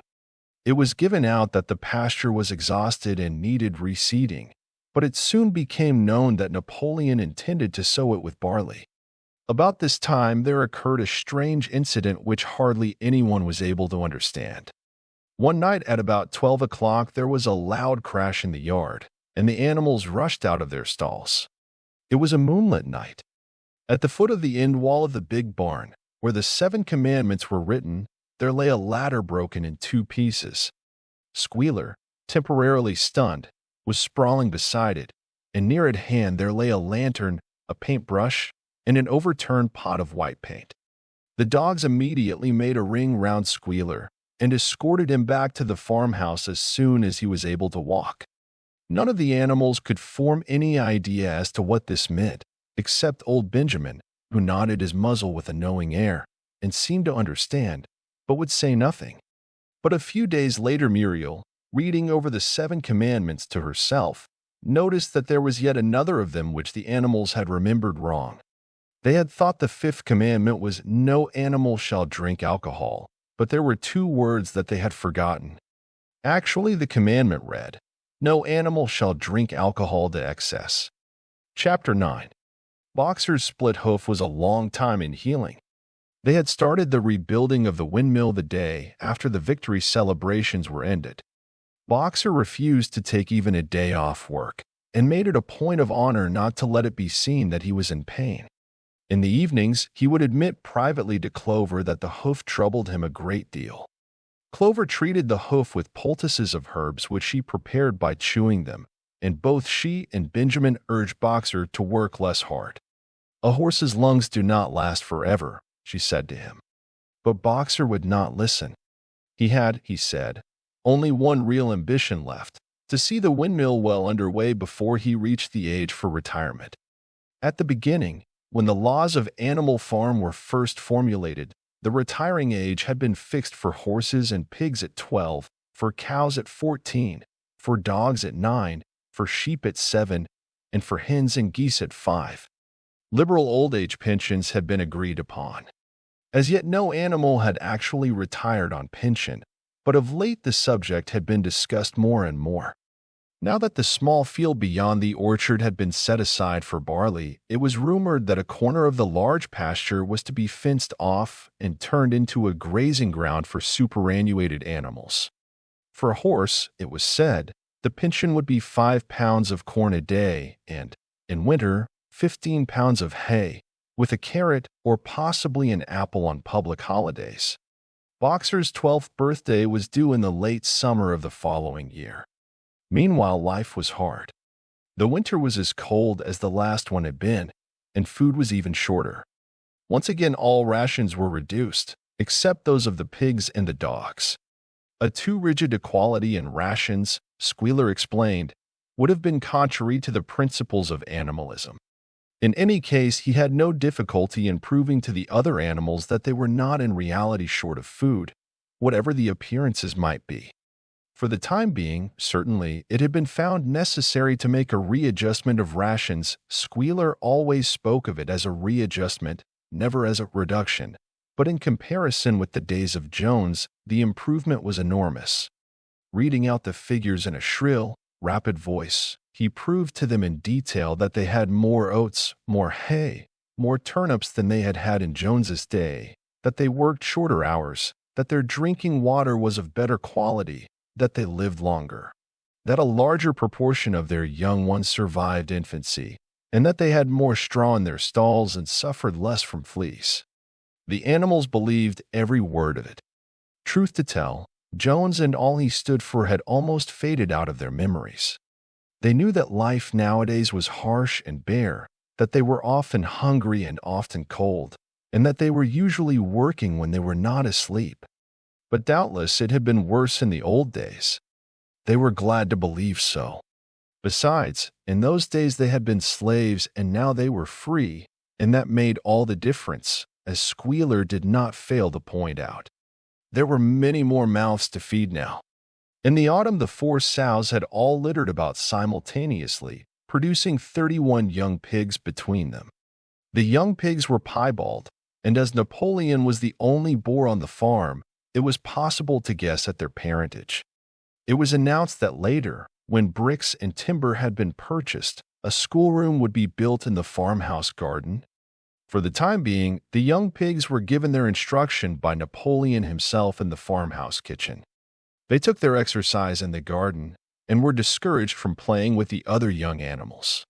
About this time, too, it was laid down as a rule that when a pig and any other animal met on the path, the other animal must stand aside, and also that all pigs, of whatever degree, were to have the privilege of wearing green ribbons on their tails on Sundays.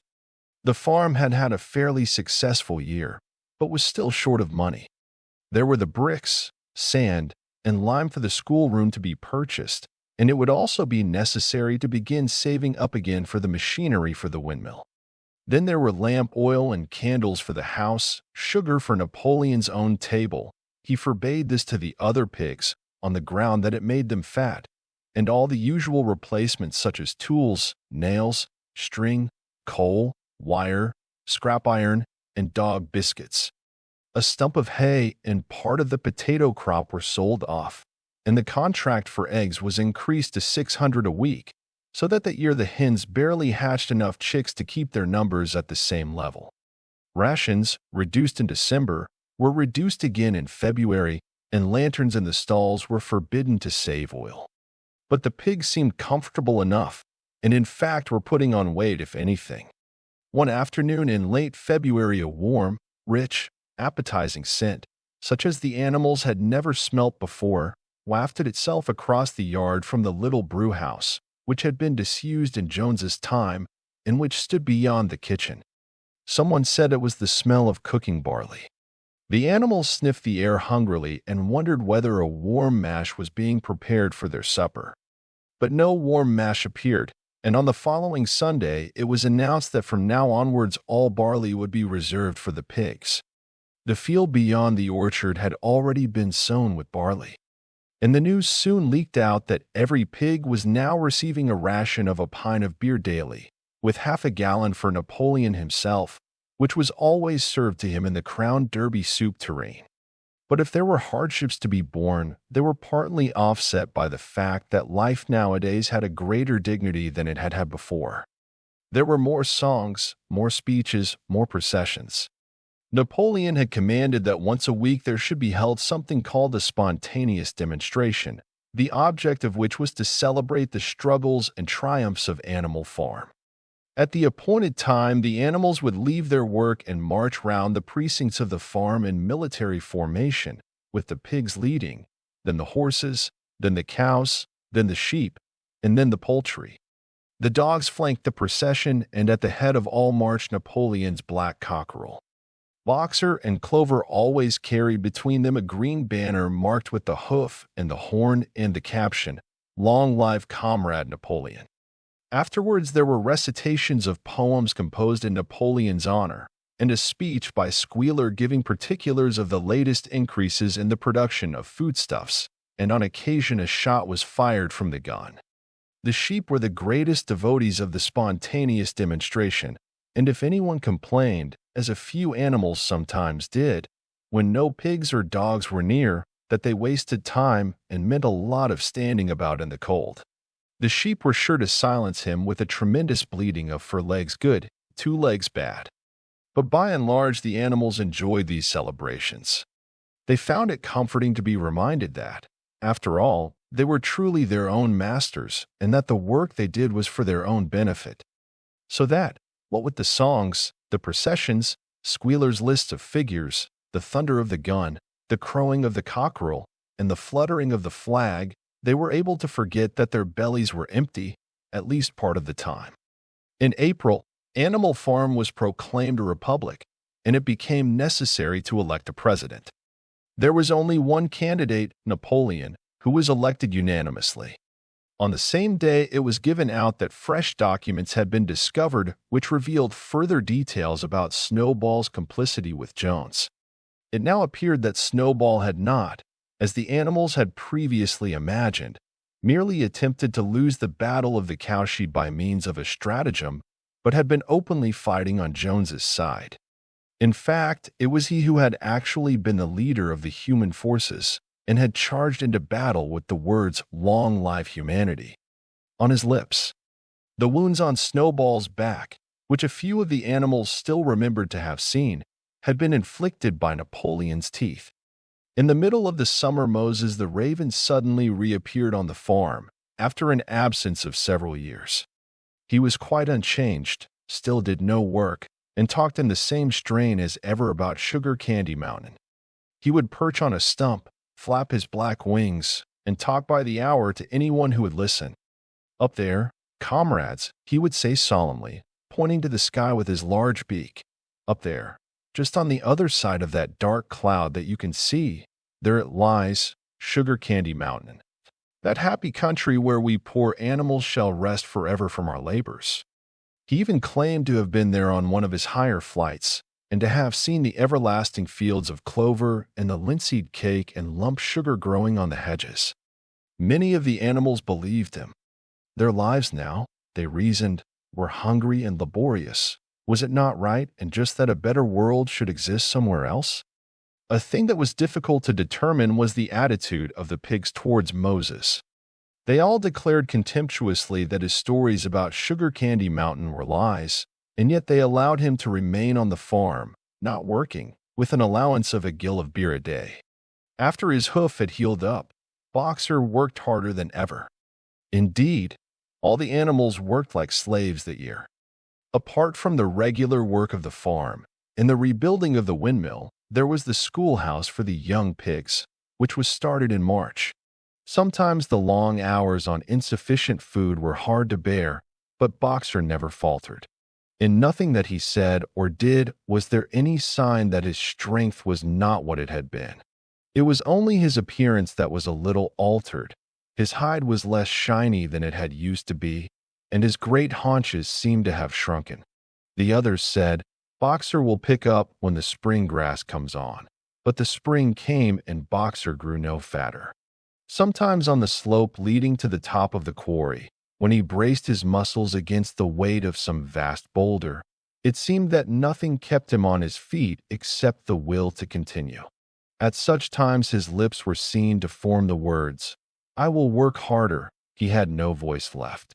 Once again Clover and Benjamin warned him to take care of his health, but Boxer paid no attention. His 12th birthday was approaching.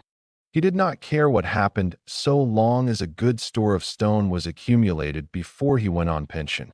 Late one evening in the summer, a sudden rumor ran round the farm that something had happened to Boxer. He had gone out alone to drag a load of stone down to the windmill. And sure enough, the rumor was true. A few minutes later 2 pigeons came racing in with the news. Boxer has fallen. He is lying on his side and can't get up. About half the animals on the farm rushed out to the knoll where the windmill stood. There lay Boxer between the shafts of the cart, his neck stretched out, unable even to raise his head. His eyes were glazed, his sides matted with sweat. A thin stream of blood had trickled out of his mouth. Clover dropped to her knees at his side. "Boxer," she cried, "how are you?" "It is my lung," said Boxer in a weak voice. "It does not matter. I think you will be able to finish the windmill without me. There is a pretty good store of stone accumulated. I had only another month to go in any case. To tell you the truth, I had been looking forward to my retirement. And perhaps, as Benjamin is growing old too, they will let him retire at the same time and be a companion to me." "We must get help at once," said Clover. "Run, somebody, and tell Squealer what has happened." All the other animals immediately raced back to the farmhouse to give Squealer the news. Only Clover remained, and Benjamin, who lay down at Boxer's side, and, without speaking, kept the flies off him with his long tail. After about a quarter of an hour Squealer appeared, full of sympathy and concern. He said that Comrade Napoleon had learned with the very deepest distress of this misfortune to one of the most loyal workers on the farm, and was already making arrangements to send Boxer to be treated in the hospital at Willingdon. The animals felt a little uneasy at this. Except for Molly and Snowball, no other animal had ever left the farm, and they did not like to think of their sick comrade in the hands of human beings. However, Squealer easily convinced them that the veterinary surgeon in Willingdon could treat Boxer's case more satisfactorily than could be done on the farm. And about half an hour later, when Boxer had somewhat recovered, he was with difficulty got on to his feet and managed to limp back to his stall, where Clover and Benjamin had prepared a good bed of straw for him. For the next 2 days Boxer remained in his stall. The pigs had sent out a large bottle of pink medicine which they had found in the medicine chest in the bathroom, and Clover administered it to Boxer twice a day after meals. In the evenings she lay in his stall and talked to him, while Benjamin kept the flies off him. Boxer professed not to be sorry for what had happened.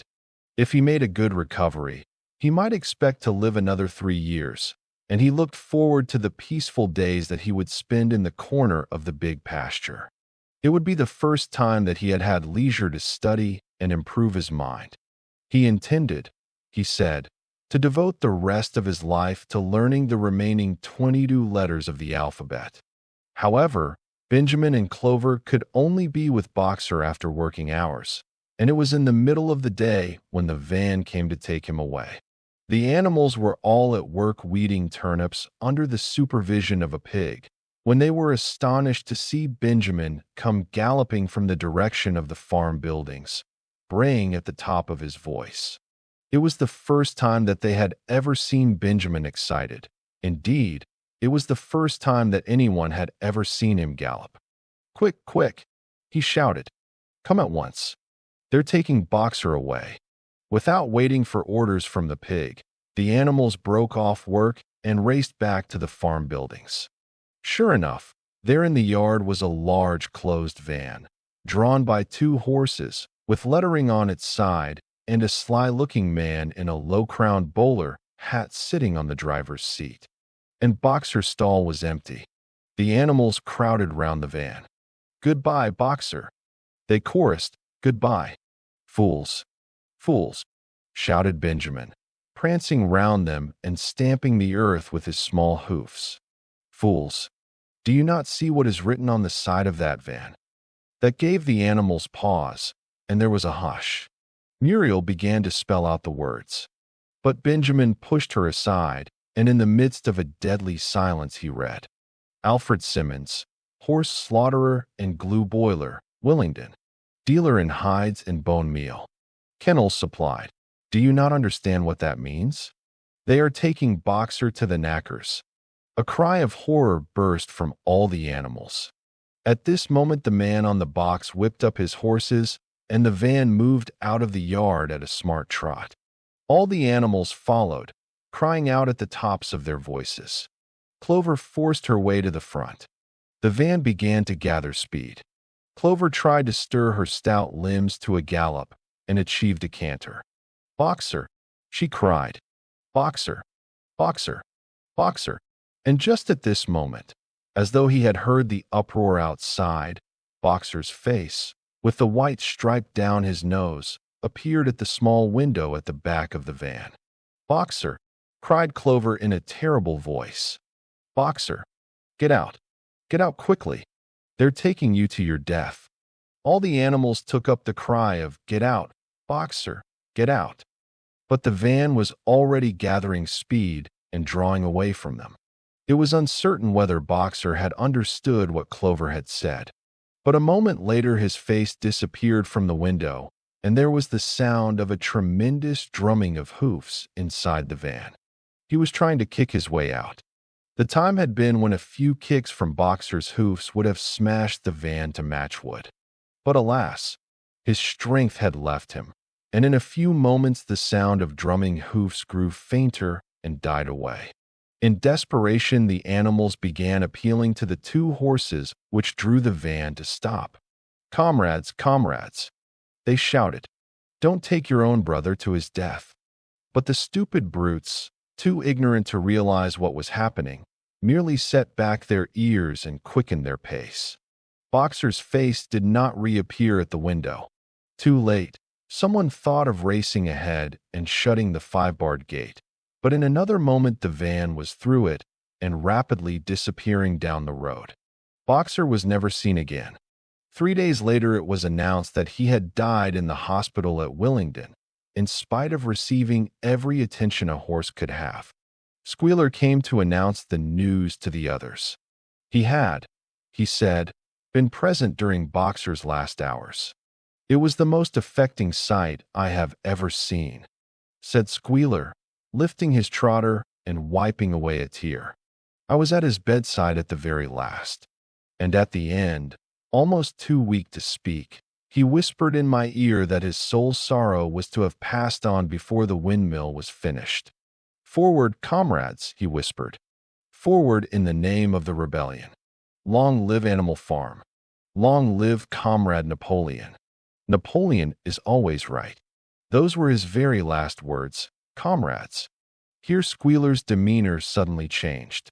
He fell silent for a moment, and his little eyes darted suspicious glances from side to side before he proceeded.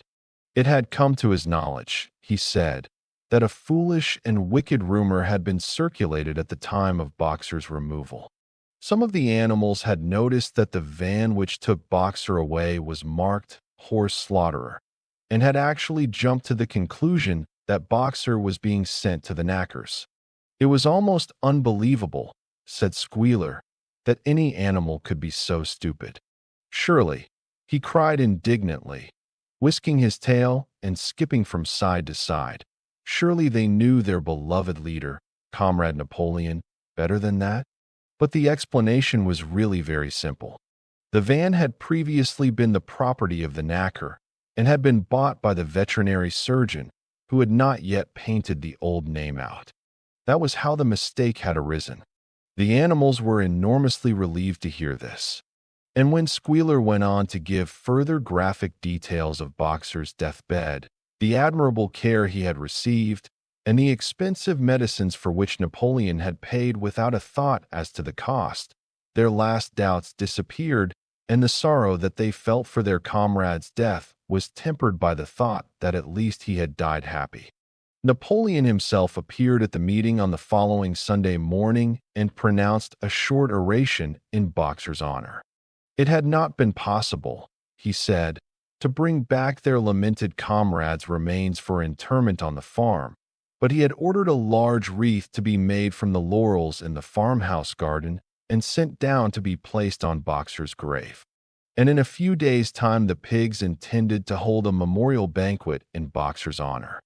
Napoleon ended his speech with a reminder of Boxer's two favorite maxims: "I will work harder," and "Comrade Napoleon is always right." Maxims, he said, which every animal would do well to adopt as his own. On the day appointed for the banquet, a grocer's van drove up from Willingdon and delivered a large wooden crate at the farmhouse. That night there was the sound of uproarious singing, which was followed by what sounded like a violent quarrel and ended at about 11 o'clock with a tremendous crash of glass. No one stirred in the farmhouse before noon on the following day, and the word went round that from somewhere or other the pigs had acquired the money to buy themselves another case of whiskey. Chapter 10. Years passed. The seasons came and went. The short animal lives fled by. A time came when there was no one who remembered the old days before the rebellion, except Clover, Benjamin, Moses the raven, and a number of the pigs. Muriel was dead, Bluebell, Jessie, and Pincher were dead. Jones, too, was dead. He had died in an inebriate's home in another part of the country. Snowball was forgotten. Boxer was forgotten, except by the few who had known him. Clover was an old stout mare now, stiff in the joints and with a tendency to rheumy eyes. She was 2 years past the retiring age, but in fact no animal had ever actually retired. The talk of setting aside a corner of the pasture for superannuated animals had long since been dropped. Napoleon was now a mature boar of 24 stone. Squealer was so fat that he could with difficulty see out of his eyes. Only old Benjamin was much the same as ever, except for being a little grayer about the muzzle, and, since Boxer's death, more morose and taciturn than ever. There were many more creatures on the farm now, though the increase was not so great as had been expected in earlier years. Many animals had been born to whom the rebellion was only a dim tradition, passed on by word of mouth, and others had been bought who had never heard mention of such a thing before their arrival. The farm possessed 3 horses now besides Clover. They were fine upstanding beasts, willing workers and good comrades, but very stupid. None of them proved able to learn the alphabet beyond the letter B. They accepted everything that they were told about the rebellion and the principles of animalism, especially from Clover, for whom they had an almost filial respect, but it was doubtful whether they understood very much of it. The farm was more prosperous now and better organized. It had even been enlarged by 2 fields which had been bought from Mr. Pilkington. The windmill had been successfully completed at last, and the farm possessed a threshing machine and a hay elevator of its own, and various new buildings had been added to it. Whymper had bought himself a dog-cart. The windmill, however, had not after all been used for generating electrical power. It was used for milling corn and brought in a handsome money profit. The animals were hard at work building yet another windmill. When that one was finished, so it was said, the dynamos would be installed.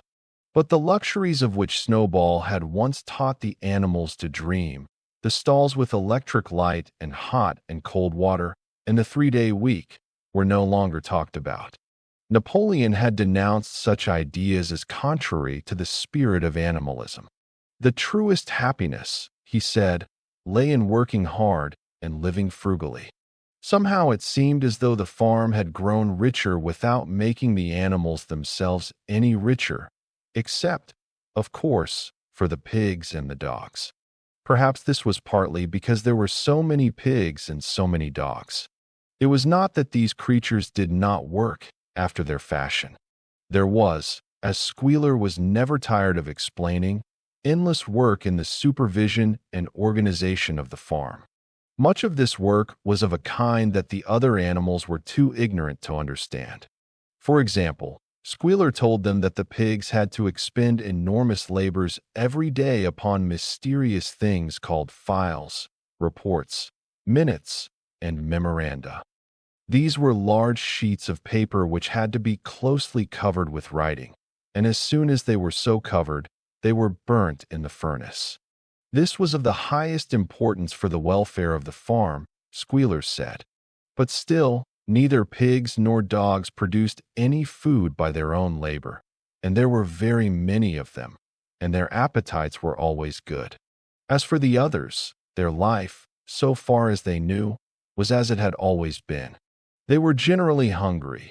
They slept on straw. They drank from the pool. They labored in the fields. In winter they were troubled by the cold, and in summer by the flies. Sometimes the older ones among them racked their dim memories and tried to determine whether in the early days of the rebellion, when Jones's expulsion was still recent, things had been better or worse than now. They could not remember. There was nothing with which they could compare their present lives. They had nothing to go upon except Squealer's lists of figures, which invariably demonstrated that everything was getting better and better. The animals found the problem insoluble. In any case, they had little time for speculating on such things now. Only old Benjamin professed to remember every detail of his long life, and to know that things never had been, nor ever could be much better or much worse. Hunger, hardship, and disappointment being, so he said, the unalterable law of life. And yet the animals never gave up hope. More, they never lost, even for an instant, their sense of honor and privilege in being members of Animal Farm. They were still the only farm in the whole county, in all England, owned and operated by animals. Not one of them, not even the youngest, not even the newcomers who had been brought from farms 10 or 20 miles away, ever ceased to marvel at that. And when they heard the gun booming and saw the green flag fluttering at the masthead, their hearts swelled with imperishable pride, and the talk turned always towards the old heroic days, the expulsion of Jones, the writing of the 7 Commandments, the great battles in which the human invaders had been defeated. None of the old dreams had been abandoned. The republic of the animals which Major had foretold, when the green fields of England should be untrodden by human feet, was still believed in. Some day it was coming. It might not be soon. It might not be within the lifetime of any animal now living, but still it was coming. Even the tune of beasts of England was perhaps hummed secretly here and there. At any rate, it was a fact that every animal on the farm knew it, though no one would have dared to sing it aloud. It might be that their lives were hard and that not all of their hopes had been fulfilled, but they were conscious that they were not as other animals. If they went hungry, it was not from feeding tyrannical human beings. If they worked hard, at least they worked for themselves. No creature among them went upon 2 legs. No creature called any other creature master. All animals were equal. One day in early summer, Squealer ordered the sheep to follow him, and led them out to a piece of waste ground at the other end of the farm, which had become overgrown with birch saplings. The sheep spent the whole day there browsing at the leaves under Squealer's supervision. In the evening he returned to the farmhouse himself, but, as it was warm weather, told the sheep to stay where they were. It ended by their remaining there for a whole week, during which time the other animals saw nothing of them. Squealer was with them for the greater part of every day. He was, he said, teaching them to sing a new song, for which privacy was needed. It was just after the sheep had returned, on a pleasant evening when the animals had finished work and were making their way back to the farm buildings, that the terrified neighing of a horse sounded from the yard. Startled, the animals stopped in their tracks. It was Clover's voice.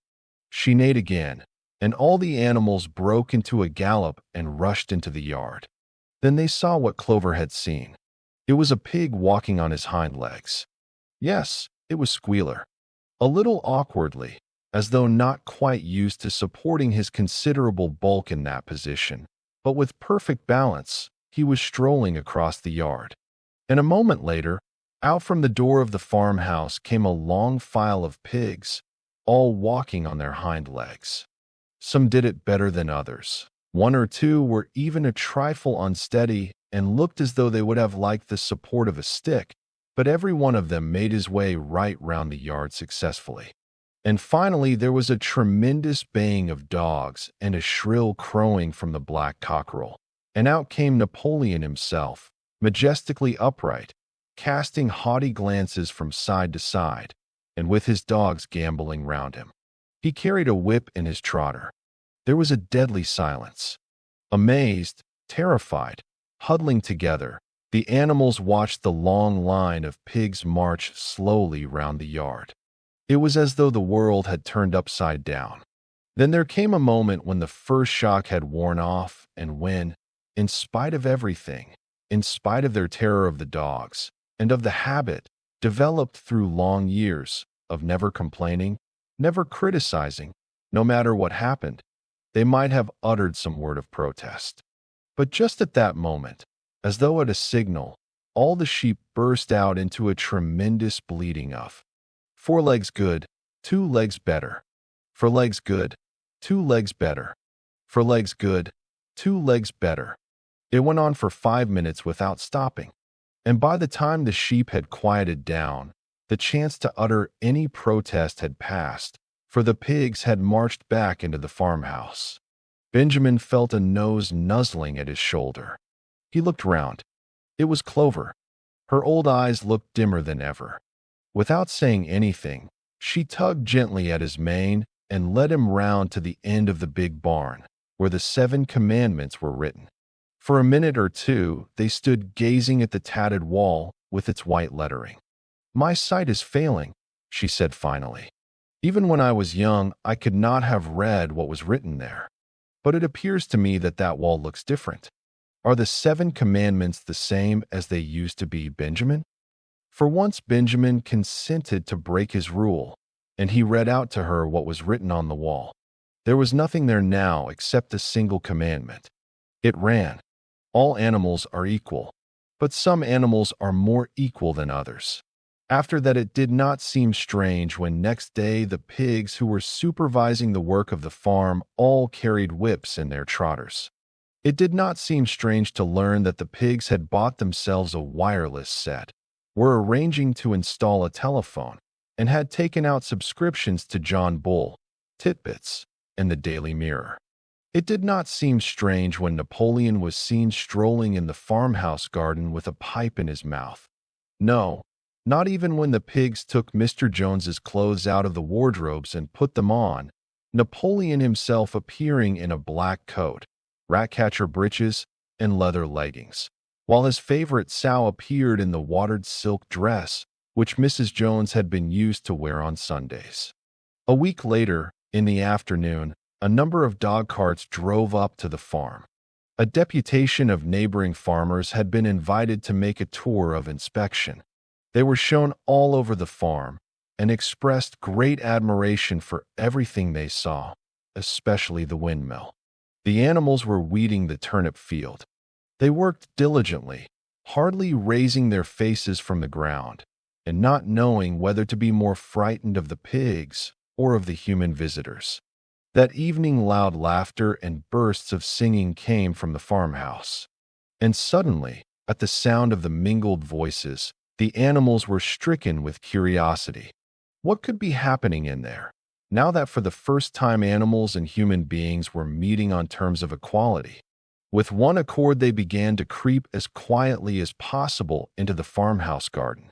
At the gate they paused, half frightened to go on, but Clover led the way in. They tiptoed up to the house, and such animals as were tall enough peered in at the dining room window.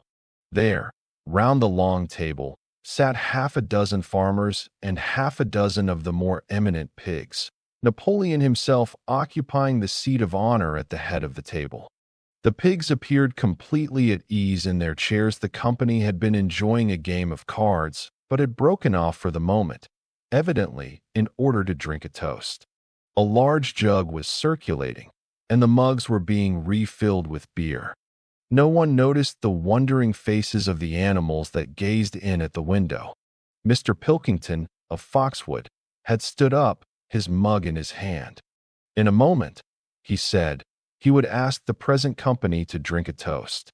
But before doing so, there were a few words that he felt it incumbent upon him to say. It was a source of great satisfaction to him, he said, and, he was sure, to all others present, to feel that a long period of mistrust and misunderstanding had now come to an end. There had been a time, not that he, or any of the present company, had shared such sentiments, but there had been a time when the respected proprietors of Animal Farm had been regarded, he would not say with hostility, but perhaps with a certain measure of misgiving, by their human neighbors. Unfortunate incidents had occurred, mistaken ideas had been current. It had been felt that the existence of a farm owned and operated by pigs was somehow abnormal and was liable to have an unsettling effect in the neighborhood. Too many farmers had assumed, without due inquiry, that on such a farm a spirit of license and indiscipline would prevail. They had been nervous about the effects upon their own animals or even upon their human employees. But all such doubts were now dispelled.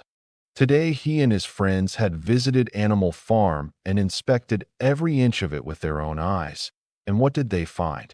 Not only the most up-to-date methods, but a discipline and an orderliness which should be an example to all farmers everywhere. He believed that he was right in saying that the lower animals on Animal Farm did more work and received less food than any animals in the county. Indeed, he and his fellow visitors today had observed many features which they intended to introduce on their own farms immediately. He would end his remarks, he said, by emphasizing once again the friendly feelings that subsisted and ought to subsist between Animal Farm and its neighbors. Between pigs and human beings there was not, and there need not be, any clash of interests whatever. Their struggles and their difficulties were one. Was not the labor problem the same everywhere? Here it became apparent that Mr. Pilkington was about to spring some carefully prepared witticism on the company, but for a moment he was too overcome by amusement to be able to utter it. After much choking, during which his various chins turned purple, he managed to get it out. "If you have your lower animals to contend with," he said, "we have our lower classes." This bon mot set the table in a roar, and Mr. Pilkington once again congratulated the pigs on the low rations, the long working hours, and the general absence of pampering which he had observed on Animal Farm. And now, he said finally, he would ask the company to rise to their feet and make certain that their glasses were full. "Gentlemen," concluded Mr. Pilkington, "gentlemen, I give you a toast to the prosperity of Animal Farm." There was enthusiastic cheering and stamping of feet. Napoleon was so gratified that he left his place and came round the table to clink his mug against Mr. Pilkington's before emptying it. When the cheering had died down, Napoleon, who had remained on his feet, intimated that he too had a few words to say. Like all of Napoleon's speeches, it was short and to the point. He too, he said, was happy that the period of misunderstanding was at an end. For a long time there had been rumors, circulated, he had reason to think, by some malignant enemy, that there was something subversive and even revolutionary in the outlook of himself and his colleagues. They had been credited with attempting to stir up rebellion among the animals on neighboring farms. Nothing could be further from the truth. Their sole wish, now and in the past, was to live at peace and in normal business relations with their neighbors. This farm which he had the honor to control, he added, was a cooperative enterprise. The title deeds, which were in his own possession, were owned by the pigs jointly. He did not believe, he said, that any of the old suspicions still lingered, but certain changes had been made recently in the routine of the farm which should have the effect of promoting confidence still further. Hitherto, the animals on the farm had had a rather foolish custom of addressing one another as comrade. This was to be suppressed. There had also been a very strange custom, whose origin was unknown, of marching every Sunday morning past a boar's skull, which was nailed to a post in the garden. This, too, would be suppressed, and the skull had already been buried. His visitors might have observed, too, the green flag which flew from the masthead. If so, they would perhaps have noted that the white hoof and horn with which it had previously been marked had now been removed. It would be a plain green flag from now onwards. He had only one criticism, he said, to make of Mr. Pilkington's excellent and neighborless speech. Mr. Pilkington had referred throughout to Animal Farm. He could not, of course, know, for he, Napoleon, was only now for the first time announcing it, that the name Animal Farm had been abolished. Henceforward the farm was to be known as the Manor Farm, which, he believed, was its correct and original name. Gentlemen, concluded Napoleon, I will give you the same toast as before, but in a different form. Fill your glasses to the brim. Gentlemen, here is my toast, to the prosperity of the Manor Farm. There was the same hearty cheering as before, and the mugs were emptied to the dregs. But as the animals outside gazed at the scene, it seemed to them that some strange thing was happening. What was it that had altered in the faces of the pigs? Clover's old dim eyes flitted from one face to another. Some of them had 5 chins, some had 4, some had 3. But what was it that seemed to be melting and changing? Then, the applause having come to an end, the company took up their cards and continued the game that had been interrupted, and the animals crept silently away. But they had not gone 20 yards when they stopped short. An uproar of voices was coming from the farmhouse. They rushed back and looked through the window again. Yes, a violent quarrel was in progress. There were shoutings, bangings on the table, sharp, suspicious glances, furious denials. The source of the trouble appeared to be that Napoleon and Mr. Pilkington had each played an ace of spades simultaneously. 12 voices were shouting in anger, and they were all alike. No question, now, what had happened to the faces of the pigs? The creatures outside looked from pig to man, and from man to pig, and from pig to man again. But already it was impossible to say which was which. If you enjoyed listening, please subscribe to the channel by hitting the subscribe button below. After doing so, click the bell icon to receive new content notifications.